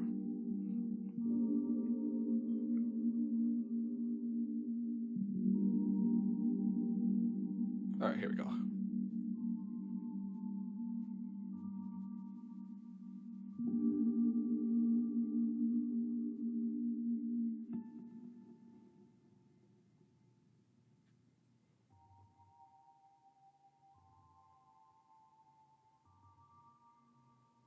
It wasn't me, it was that woman. I didn't even touch the kid. She's the one who water tortured him. Even when liver was ruptured. Yeah, okay, so yeah. It's revealed that the mom did everything. Blah, blah, blah, blah. I already said this, so we don't need to go through it like that. Alright, so. Alright, let's do it like this. From now on, don't lay your hands on the kid. If you have any complaints, tell me. I'll handle him. Yeah, I had no choice but to do that. Obviously, he did. This is not a justification. It's his own shitty reasoning. This is not a justification. This is not a redemption of any point. He gets on his mother. Yeah, it was the only. Yeah, no, this was not the only way. If I could pull up a clip of a guy of a YouTuber that reacted to this, even he called this out. This is not the only reason. This is not the only way. It's just very obvious. The reason you did this, I thought it was bullshit, but it's way more ridiculous. How is that protecting your family? The kid's hurt. How is that protecting? If you were really trying to do it for your family, you wouldn't try to sacrifice your one and only child. I can guess why you chose to do that. You're just annoyed with it. Rather than a wife who's already adult and hysterical, you chose to abuse a child who's weak and can't even speak properly. It's definitely a much more comfortable way. I told you, right? When parents abuse children for their own convenience or interests, that's breeding. What a weird translation. It's supposed to be abuse. I don't know why it says breeding. Maybe there's another definition, but that just sounds really weird. But it's basically abuse. It's just abuse. So I'm pretty sure you guys get it. I don't need to delve any further into this. The webcomic disagrees with what he's saying. There's no positive. There's no complete positive redemption, no sweeping what he did under the rug. He knows what he did was wrong. He accepts it. He moves on from it and tries to be a better person. I guess that would be a common case of redemption, but I just feel like this guy's just undermining it just to sell the fact that he doesn't like this Manwha. That's what I feel. And I guess you could say that it's a typical villain's redemption, But I don't know. I just feel like it's different from the way that this guy's saying it, Because I feel like he's implying that the webtoon is giving no pushback when they obviously are. Alright. I might need to get some water. Alright, let's keep going. Yeah, I know what arc is after this. I might skip a bit forward because there is something that I do want to point out in this next arc. It's actually very important. So yeah, so let's just skip ahead. Beating. Alright. Oh, alright. and somehow him that he'll with probation. After a while, the dad sneaks up and meets the kid to tell him that he'll become a better person worthy of being his dad soon. Yeah, see? Daddy's gonna become a better person and get permission to raise you again. He realized what he did was wrong. He's trying to move on from it and actually prove to his son that he's a good person. And somehow Cool Dude is there watching. Yeah, yeah, another... yeah, another thing. Like, how did he know that he was going to be there? Why was he there? It's just so random. Why is he there? Honestly, why is he there?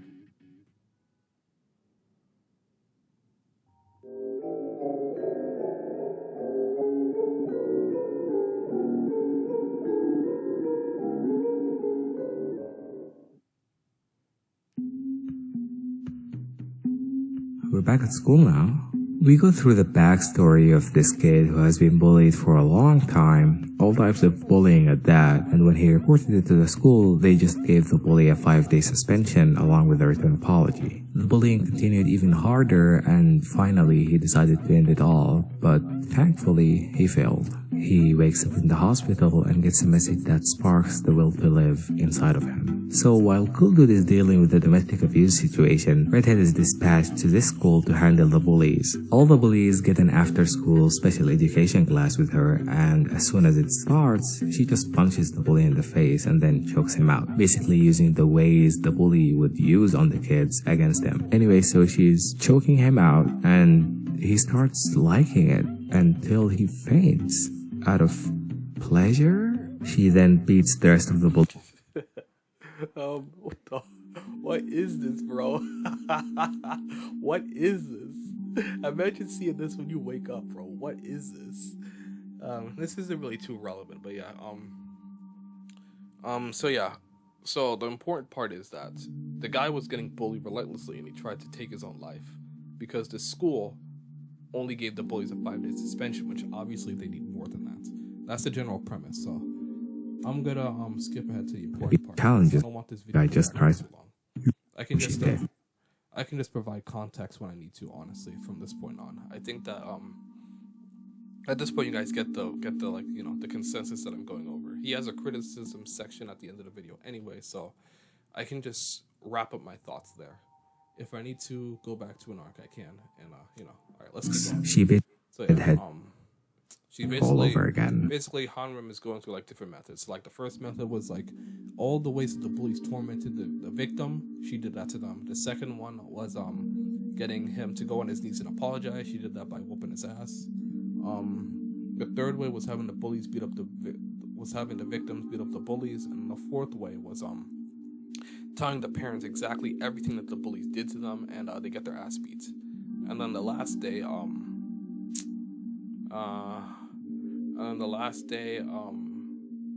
I believe they have another meeting with let me just skip to it because it's quite important. I should let this part play out. So yeah. All right, so here it is. This guy's important. This guy right here, he represents the human's right. I think it's like human's rights attorney. This is the guy that gave the bully the 5-day suspension, which was obviously not enough. So I want you to, let's just play it.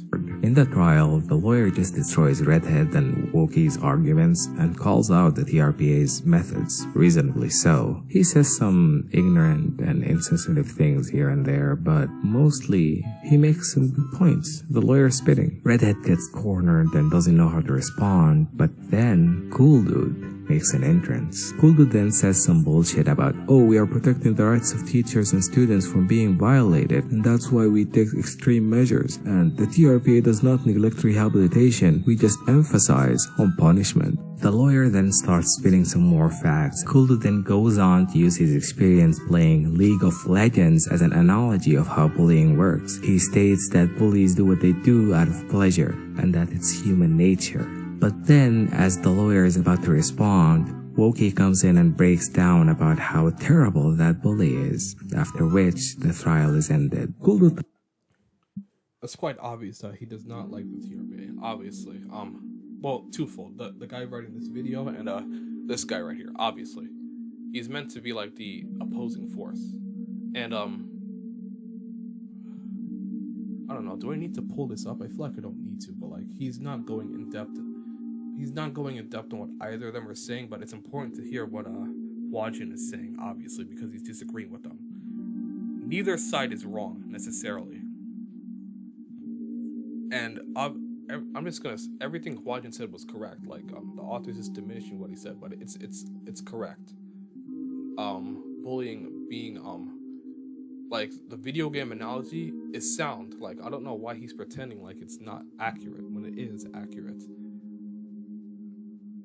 Putting a bully in front of the bully's victim and saying don't bully them is essentially the same thing as putting a person who likes to eat cookies in front of a plate of cookies and is telling them not to eat it. They're going to do it again. They want the pleasure from it. Like he's not wrong with what he's saying. So I don't know why the person who made this video is acting like he is. I don't know. I just see no issues with what they're saying, but like neither side is objectively wrong. There are flaws with what both the flaw with the TRPA is obviously this corporal punishment because it's controversial. But this guy, the human rights guy, he's just a douche. He's just kind of a dickhead, honestly, with what he said. He's just insensitive to the guy's personal issues, and yeah, like there is one thing I do want to pull up because it's another justifier as to why what Hwajin and Hanrim are doing is good, and I'm pretty sure that he doesn't even include it in this arc, which is another L. Talks with the lawyer, and the lawyer tells him that it's already been decided what the outcome of this trial is, as we get this stupid fake out cliffhanger that does not make any sense because the outcome that was already decided is in favor of the TRPA. The bully is transferred to another school. The lawyer says it's already been decided because everyone is afraid of the minister and the TRPA has been gaining a lot of attention lately. He calls out more shit about the TRPA. Kuldud responds half-assedly as if he's saying something profound. Then the lawyer storms off saying half-assedly. Like, I don't understand this. Like, he's not wrong. Like, he's saying he responded half-assedly like he said something profound. Like, he's not wrong. If a person truly feels sorry, they'll view that brand... Okay, hold on. There's some more... So basically, so yeah, the bully, right? He gets transferred to another school. And because of this, he gets kicked out of his gym. Like, basically, because it's on the news. Everyone knows what he did and knows that he's an asshole piece of shit. So he gets rightfully scrutinized for it. And the human rights attorney is basically saying, are you fine with letting kids that you expose be justified with that branding? And Hwajin responds, if a person truly feels sorry, they'll view that branding as just retribution, not a shameful marking. And there's literal proof of this. Yuri, the abusive dad, literally, both of them. They went through what they went through and decided to be a better person because of it. Literally, 2 successes right there. The tech school, the guy from the tech school, the #1 fighter, same thing. He realized what he did wrong and decided to do something good and change his life positively. 3 examples of W's. Like, and he's just ignoring all of that. It's just clearly stated there. It's clearly said. It's as broad as daylight, honestly. I don't know how he just doesn't piece that together. It's quite obvious. Literally, it's all obvious. Like, I don't understand it. It just feels very obvious to me. I mean, maybe it's just because I have like an unknown bias to this webtoon because I liked reading it. Because I'm just a simple guy. Like, I see cool actions and I see badass MCs and I'm down for it. Like Jungle Juice, like the story is like has its hiccups and stuff like that. People complain and stuff like that. But I mean, the characters are awesome. They do cool stuff. They fight bad guys, so I like it. Maybe it's just that's talking to me, but like I'm trying to like be as logical as I can here, as logical as I can be, and I feel like it just like there's no issues here. Outside of corporal punishment being controversial, what else do you have? There's what other detriments do you have to the TRPA outside of that? Like, bring up something new. You're just you're not elaborating on anything that needs to be elaborated on, and you're just diminishing what the characters say or do to push the narrative that this manhwa is bad, and you're just not providing context in certain scenes that need context. So I don't know. So yeah, what's after this? I think, as if he's saying something still a lot profound. more after Then the lawyer storms off, saying that is the alright. So we got it. Oh, and, alright, this lawyer, right? So season 2, before it got completely rewritten, I don't know if this part got rewritten out, but season 2 was on Webtoon for a little bit before that, controversial episode. And, the first arc, it dealt with the TRPA getting new members. And before they recruited the two, I don't know, wardens, like the two members that are currently in the Manwha now, the same human rights attorney, I think his name is like something Lee, he applied to be a part of the TRPA because he was trying to destroy it from the inside out to see exactly how harmful it is, to gather evidence and break it down from the inside. Because he said when the TRPA ever gets dissolved, I'll have a hand in it.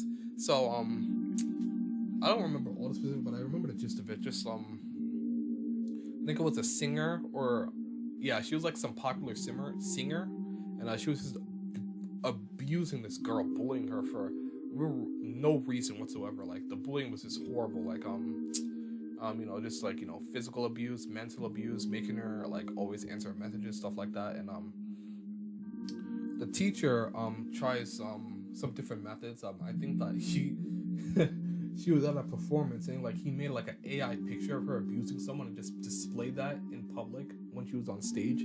She got destroyed for it, and she was just not feeling any remorse whatsoever. The bully, like she got dropped by her manager, and she showed no remorse. She pretended to be sorry, to apologize to the victim, but again, it was just a ruse to it was just a ruse to not show any remorse and just humiliate the victim more and more. And it's revealed that apparently the TRPA can like kill people and not get away with it because like it's like in their law or something. And Mr. Lee, he points that out, and he just points it out, and then in that same episode that I was referring to, where the girl just puts on a public stunt, humiliating the girl, and just feeling no remorse whatsoever, Lee finally snaps and attacks the girl and points out this rule.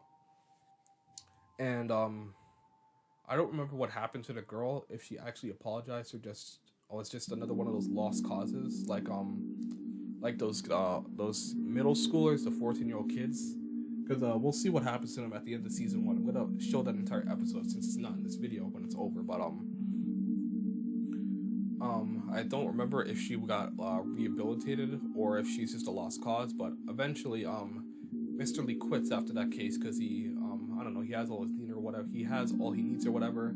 Wajin visits him and gives him a letter from the girl that he helped, basically saying, thank you, I don't know what I would have done without you, it sucks to her that you quit, so I didn't know who to give this letter to, but thank you, you really saved my life. And basically it just shows what the TRPA does, the value it has, despite the corporal punishment. And it seems like Mr. Lee is contemplating that because he like takes a shower, we see his back and he's like full of tattoos, so it's implying that he has like a more in-depth background than we might think. Well, we don't know, but it just shows that he has an in-depth background, which is why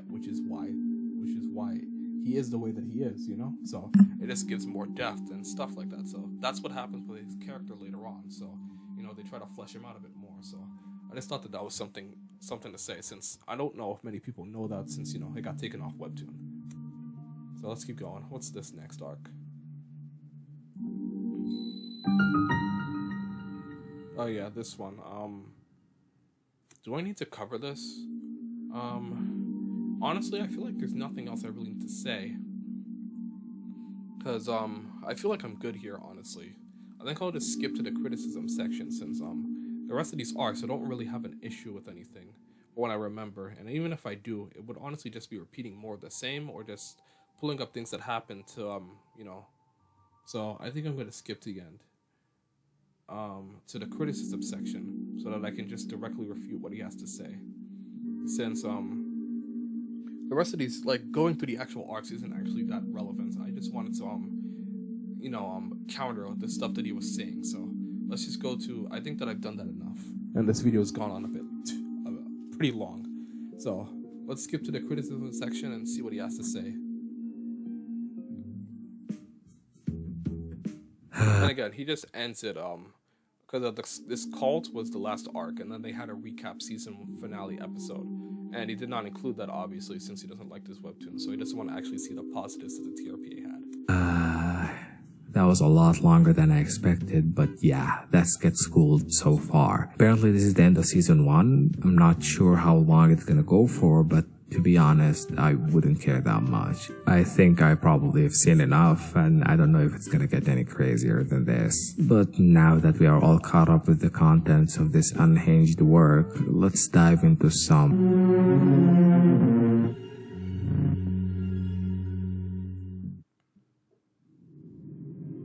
This section is gonna be a little unorganized. I'm just gonna start rambling about why I hate this manhwa. So, first of all, the obvious thing, corporal punishment is wrong.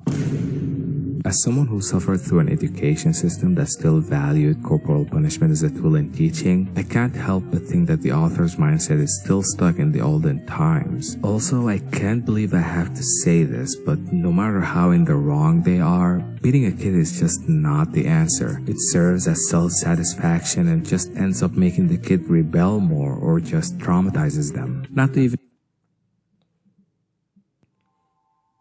This is just... Oh, okay. Well, it's not necessarily not true, but that's not what's shown here. Like, generally, yes, corporal punishment can traumatize a kid. Is that shown what happens to the actual kids that go through it? No. Instead of blaming themselves for what is happening and stopping the behavior, they just keep doing it because they don't view themselves, they're not taking accountability. They're just pushing it onto someone else, which is why they're lashing out. That's the, yeah, like,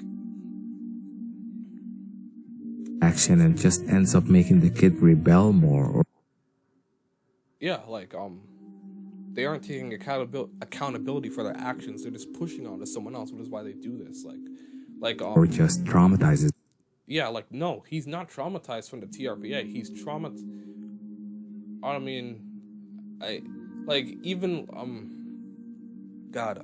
it shows him, so what happens to this guy? I think I already said it, but, like, he gets, after his dad has no power, he gets turned into the biggest loser at the school. He doesn't hate the TRPA. He hates the kids that are doing this to him. He doesn't hate the TRPA. He hates that his dad is abusing him because of what he did, which is his own fault. He's not taking accountability for his actions. He's pushing the blame on other people and therefore wants to kill them. That's what it is. It has nothing to do with corporal punishment. It's a fact that they don't see what they're doing is wrong, and so they continue to do it or push the blame on someone else. That's why they bully that said person. So, like, well, not bully, but that's why they lash out. Like, that should be fairly, like, it has nothing to do with the corporal punishment. Like, I've said it before, if you don't want to deal with corporal punishment, don't do anything to get hit. Like, that's probably,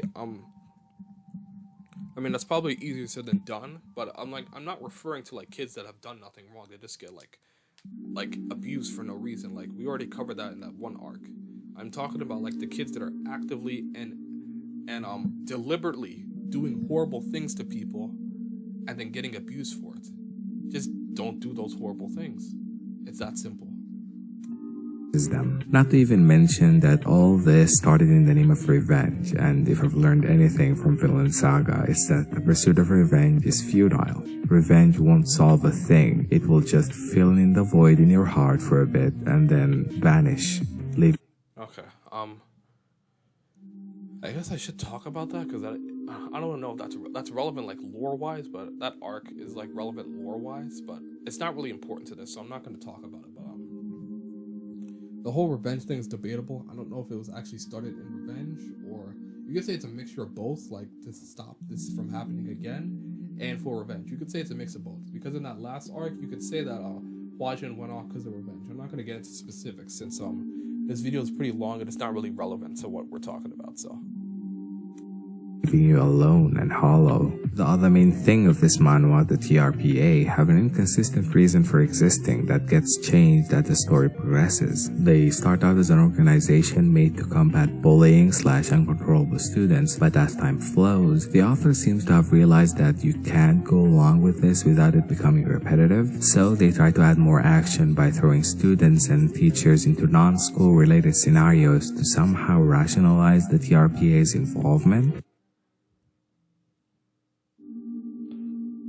mean, I guess in the child abuse arc, there was like a whole thing of Hwajin not acting as a TRPA but as a passerby, because the TRPA specifically holds no power over child abuse. That would be, I think it was the Minister of Health or something, like something like that. So because the kid, his teacher asked the TRPA warden not for help, but he said that he can't officially do anything under the government because he holds no power. But as just a good civilian, of course he could do something, which is why he went undercover as a normal civilian. So, I mean, I guess I get this point, but I mean, they're just good people, so they're not going to ignore a situation regardless of whether they officially hold power over it or not. Like, I mean, they're just good people, so I don't know.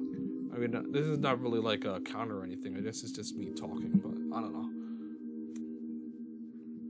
Making the TRPA to be like a police that handles crimes involving youth, which is just confusing considering it's made up of only 2 people. The author does this by stretching the meaning of what quote-unquote protecting the rights of students and teachers means. But you know what really bakes my noodle? The way bullying is depicted in this manhwa. Now, fortunately, I haven't experienced much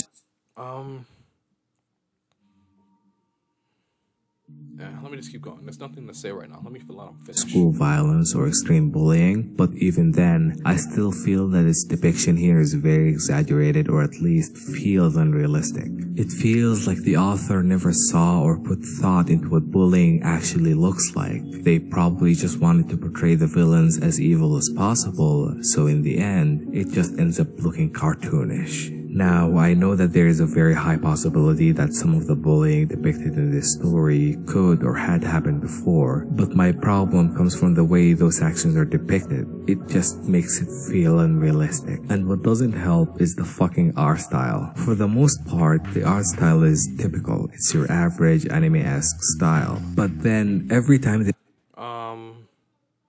I mean, sure, I guess, obviously, they're just, playing it up to make it worse and worse and worse. I guess you could say that's that's not really a problem with this in specific, but like anime in general. Like a general comparison is like Dragon Ball Z.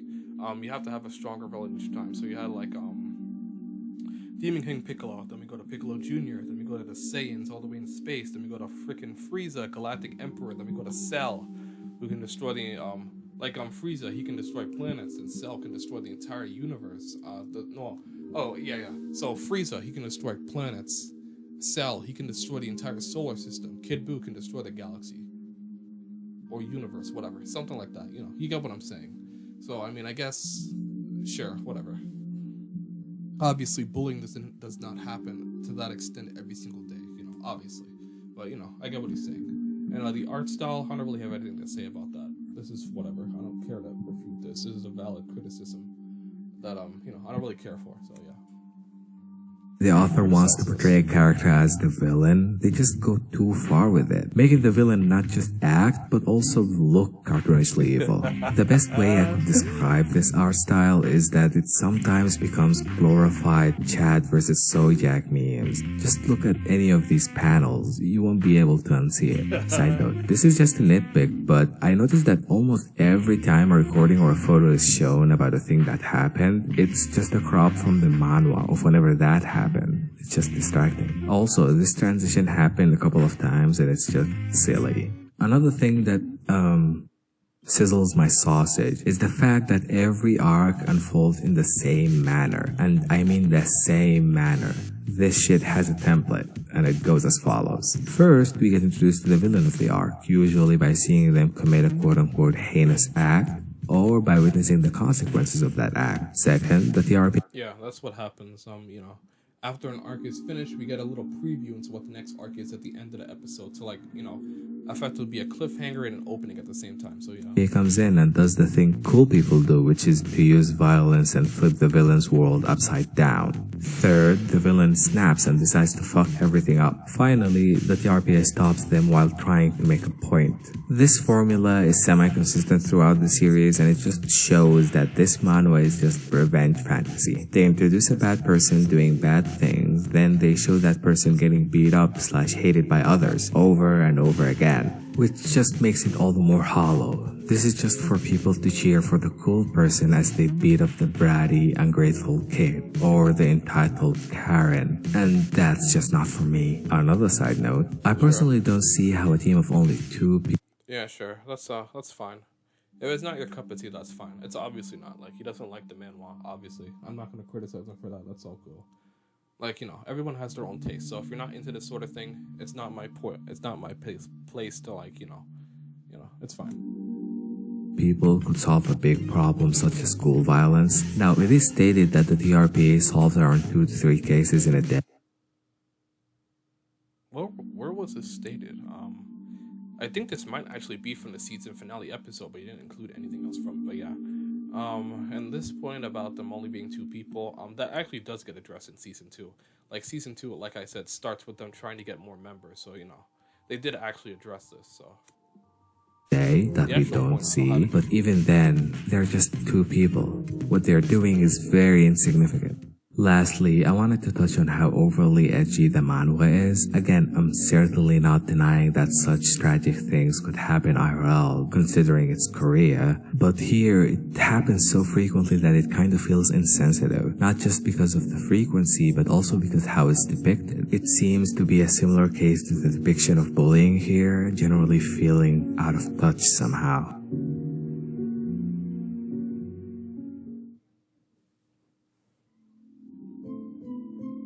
In the end, I don't really like this manhwa. It's unrealistic, carries a whole lot of harmful messages, and overall, it just feels like a pick-me manhwa. That last point about the suicide thing, I guess the thing is that, it's specifically targeting the worst of the worst. So I guess you sort of know what you're going into, They're not just gonna put like some, they're not gonna put like some medium level case there. They're going for the worst of the worst to show how bad people are and how they deal with specific situations. Like every single arc, more or less, is completely the issue that they're trying to solve is completely different from each arc. To spice things up and show how the protagonists react to the pressure that the antagonists are putting on them. The use of suicide and stuff, I don't really have an opinion on that. Honestly, I don't really. If he wants to have that take, that's fine. I don't really have an opinion on that. I wasn't really bothered by it, thinking that they used it too much. Maybe they did. I personally didn't think so, but if he wants to feel that way, that's fine. I wouldn't say that it's unrealistic. I remember specifically reading the webtoons that a lot of people in the comments were actually either surprised that they actually touched on it, glad that they touched on it, and showed how negative the effects are, or talked about how they went through it. So I don't think that it's unrealistic at all. Like, is it unrealistic that it happens that much? Probably, but the actual portrayal of it isn't unrealistic. Because if it was, then people wouldn't be talking about the things that I just mentioned. Harmful messages? No. Because no. I've gone through this video almost at an hour and 50 minutes. I've just been beating over that dead horse it actively goes against all the harmful messages that the antagonist has, and I don't know if I could say that Hwajin and Hanrim are like flat. I guess you could, huh? That is what a flat character is, but they're kind of like flat character arcs. You could say that so let me break it down. The antagonist, they're on a negative character arc. They're either okay, I got it. So Hanrim and Hwajin Na, they are flat character arcs. They do not progress during the story, as in they don't develop anything. They don't have a lie that they're trying to overcome, or a lie that spirals out of control and they become a worse person. They are consistently the same person from when the manhwa starts to when it hasn't ended yet, but you get what I'm saying. Instead, what they do is they interact with people that have a lie and guide them down the right path, or they let's say they try to guide them down the right path. I'm kind of explaining this weird, but I have a point. So I understand what I'm trying to say. So they are flat character arcs, The victim, you could just say that I don't know. The victim are just victims. I don't really think they have a character arc. I guess you could say that they're a positive character. I guess. Sure. You could just say that they're like a flat positive character. More or less, but it doesn't really matter. The bullies, you could either say that they are a flat negative character arc. The protagonists are flat positive character arcs. I should add that. You could either say that the bullies are flat negative character arcs, or they are just they are negative character arcs. So a negative character arc is a person that has a lie that they believe, and that lie spirals out of control, and they end up in a. But the key thing is that they end up in a worse place from where they started. A flat negative character arc is a person that has a lie that they know is the truth, and they use that truth to make the world a worse place, as the person with the flat positive arc makes it a better place by exposing the lie that people have. So, essentially, the people that are rehabilitated, for lack of a better, rehabilitated, they are negative character arcs that turn into positive character arcs after having their lie brought up and exposed, and the flat character arc, Hwa-Jin and Han-Rim, guide them onto the better path, and they're now positive character arcs. However, the characters that were not rehabilitated because they're just a lost cause, for lack of a better term, they are just a flat negative character arc, always evil and cannot be swayed. They have a lie that they know is true, so there's no room for guidance, no matter how much the flat positive character arc interacts with them. They cannot convince the flat character arc to be bad. The flat positive character arc to be bad, and they cannot convince the flat negative character arc to be good. They're just at a standstill. So it's essentially they essentially cannot be rehabilitated. That was a long ramble, but I hope it made sense. I think I used those terms correctly, so hopefully I did. I hope that made sense. But yeah, there's I wouldn't say that there are any harmful messages outside of, I guess, like the feminist woke talk that I skipped, because I don't really know anything about that. But I feel like there's just, even if there are harmful messages, the good outweighs the bad by a large margin. It's just stated over and over how what the bullies are doing are wrong, and even if they get redeemed, what they did was wrong, and there's no excuse for it. I don't know. I feel like I probably repeated myself a lot in this video, so I'm just gonna leave it there. I hope that all made sense, though. The pick me thing, I don't have anything to comment on with that. I think that's pretty much the end of the video, honestly. I don't think that there's anything else there, but it was a good video. I did like the way that it was structured. I do like videos that go over webtoons in general, because I feel like there are not really that many webtoons that get covered on YouTube, honestly. I like to watch people cover webtoons that I read specifically, and there's none. Jungle Juice, I really like Jungle Juice, and season 2 has been up. It's on hiatus now, so. But there's no YouTube representation of Jungle Juice season 2. There's some YouTubers that covered season 1, but no, I haven't seen anyone cover season 2 whatsoever. So that does suck. I'm the Grim Reaper. I like that series a lot. I don't think I've seen anyone actually cover that webtoon either. Maybe it's due to copyright. I'm not sure how that works, but I don't know. Maybe, I don't know. But no, I don't think it's like that, because they also cover other webtoons. They just aren't covering the ones that I watch, so. Alright, so yeah, good video. Don't harass this guy. Obviously, don't leave any bad comments on his videos or anything like that. I just wanted to talk about this video because I do as someone that does like the webtoon Get Schooled, I just wanted to give my perspective on it, No hate to the guy.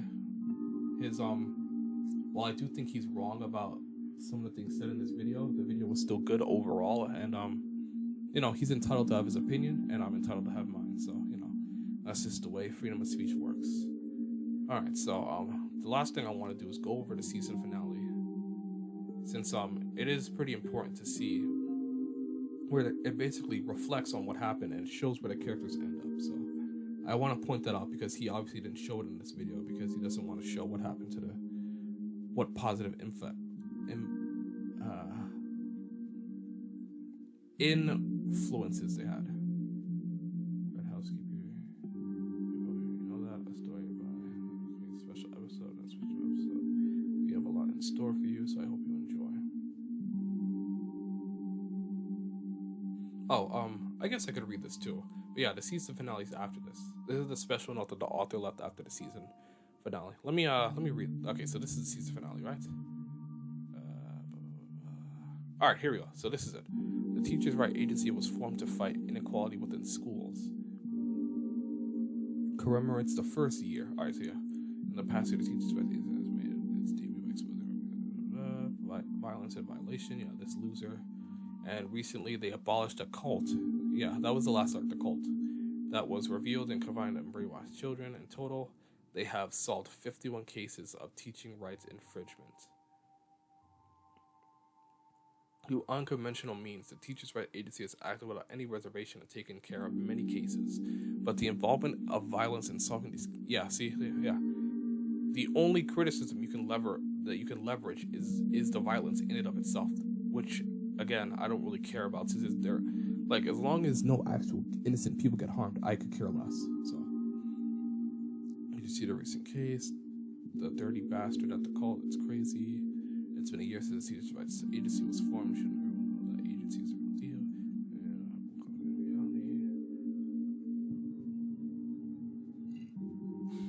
Looking back at this, right? A natural topic of conversation for many students.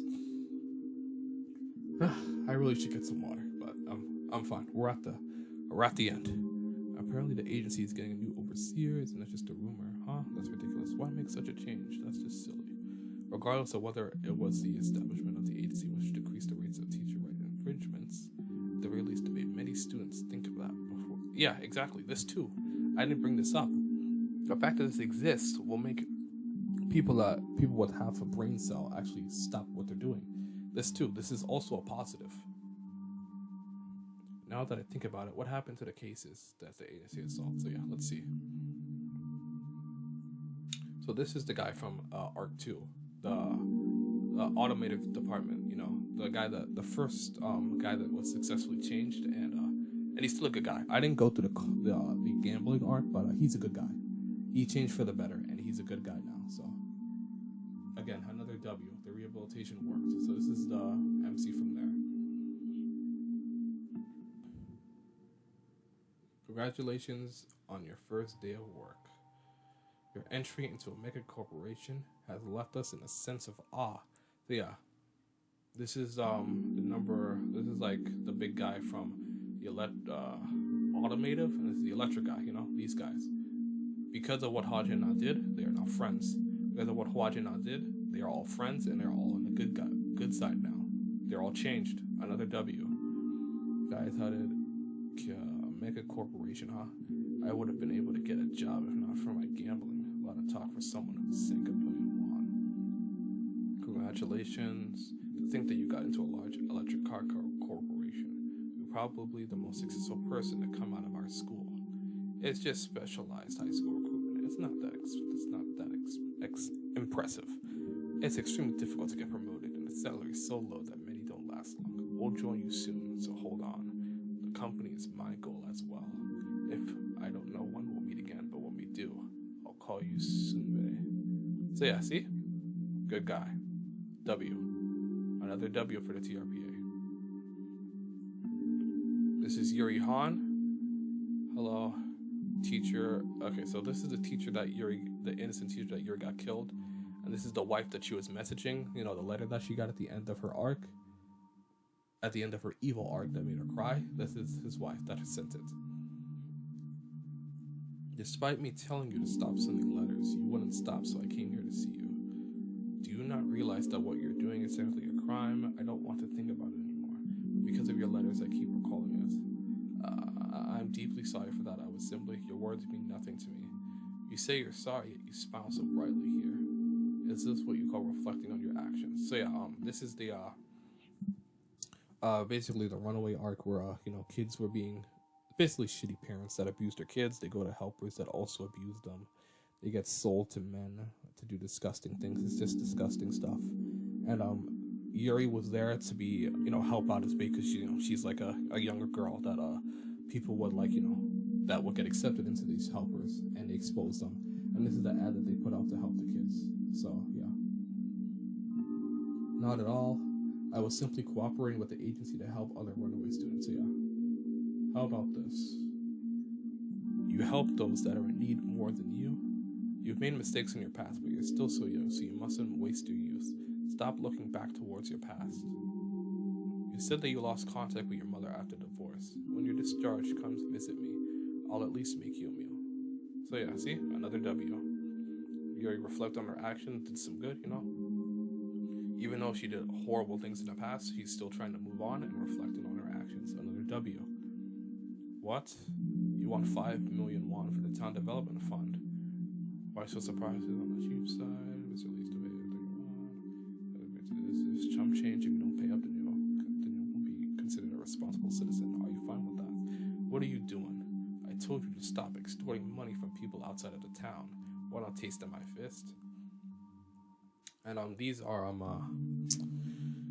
this was a town arc where there's a corrupt town that was basically extorting its citizens and abusing people that didn't pay money. So yeah, he's there to stop it. That's a good guy. So again, another W. The TRPA completely shut that shit down and helped out that guy. So again, another W. I don't understand it, man.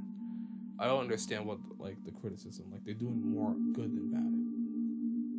Is Mr. Lee? Is it truly safe to leave the theater? What's up with that? Alright, so yeah, he's still doing his stuff. Whatever. Alright, this is the girl from the basketball. We saw her. She's doing good. Another W. This is the teacher. This is the feminist thing. The TRPA fixed her, so this is a W. I didn't go into it, but she is spewing some nice stuff, so she's a W now.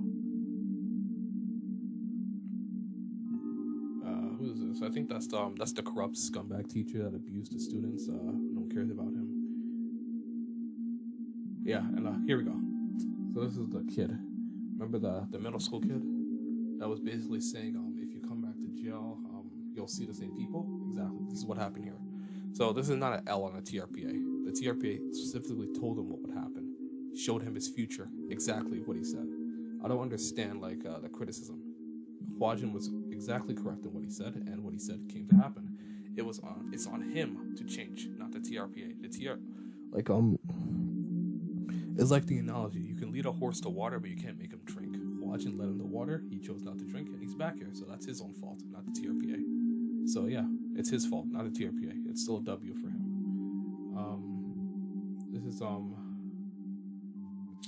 there was an arc with a really shit mom not abusing the teacher, but being disrespectful, I'll say. And now the TRPA fixed that, so it took a really long time, but they fixed that, so that's a W.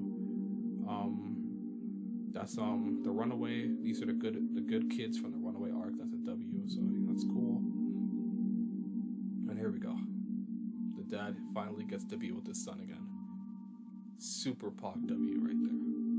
Another W for Hwajin. Just beautiful. Minseo, I finally received permission. The government has finally released their restraining order on me. Do you want to live with Daddy again? Mm-hmm. Yep. Where'd you go? We have a shit ton of pulled up. You want to die? Understood. If you don't check it, you'll be considered absent. Sheesh, I thought it would be shut down in a few months, but it's already been over a year. I don't know when this will end. Well, I guess I'll try my best till then. Alright, this doesn't matter. This is just more lore. I guess it's... Alright. Let's go to the special episode, because this kind of gives more insight on how this was made in the first place. So, let's see what we got. I'll just add this in here, and then I'll finish it up.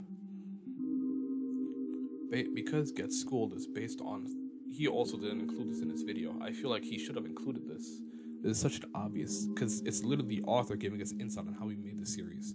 I feel like if you're going to make a video criticizing the series, you should include the author's actual thoughts on the series. It just feels obvious to me. I don't know why he didn't, but whatever. Because Get Schooled is based on the things that happen in education among students, a significant amount of time is devoted to research. News articles are my main source of inspiration, but I also reference other materials such as editorials written by experts in documentaries. The shocking thing, however, is most of the stories in Get Schooled are actually tamer than their source materials. This is completely dunks on this guy's argument, no? Where is it? unrealistic. This just completely dunks on this guy's argument, no? Flat out saying that he got this from arguments and that the stories are actually tamer than what happens in actual real life. This is completely shits on his argument, so just keep that in mind. My research on child abuse for the Minso Go arc was particularly difficult to stomach. I had to take several breaks in that process. I am saddened by the fact that reality is often more horrible than fiction. Research is a storyboard phase, but why are there no faces? The artist Garam Han's way of giving me a break since I'm working on 2 series at once. Don't worry too much about the drawing since you're working on 2 series. Thank you so much. Instead, you'll be expected to work more on the stories. Then I answer any okay.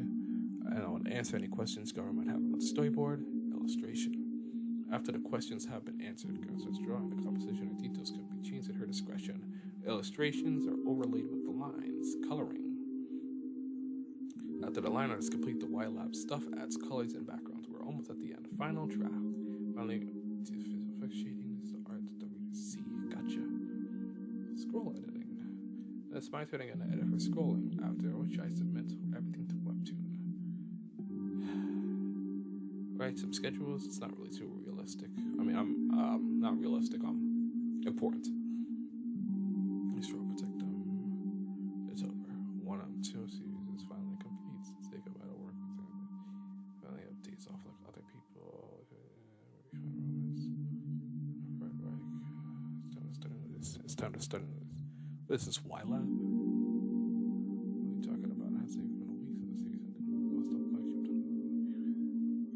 Okay, I think I should be good here.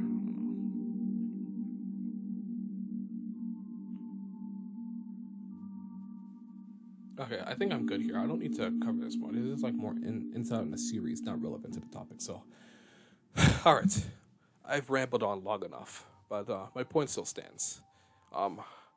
This webtoon really isn't that bad, especially with the context that I've given in this video. I don't think it's really that bad.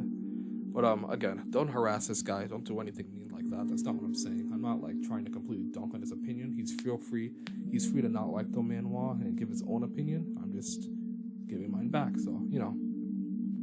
So, again, don't send any hate. This isn't like a hit piece or anything. I just wanted to talk about this video since I saw it and I thought it was interesting and I had some grievances to point out. So, yeah, that's all. So yeah, I hope you guys enjoyed if you watched this video up until now. So yeah, thank you for watching.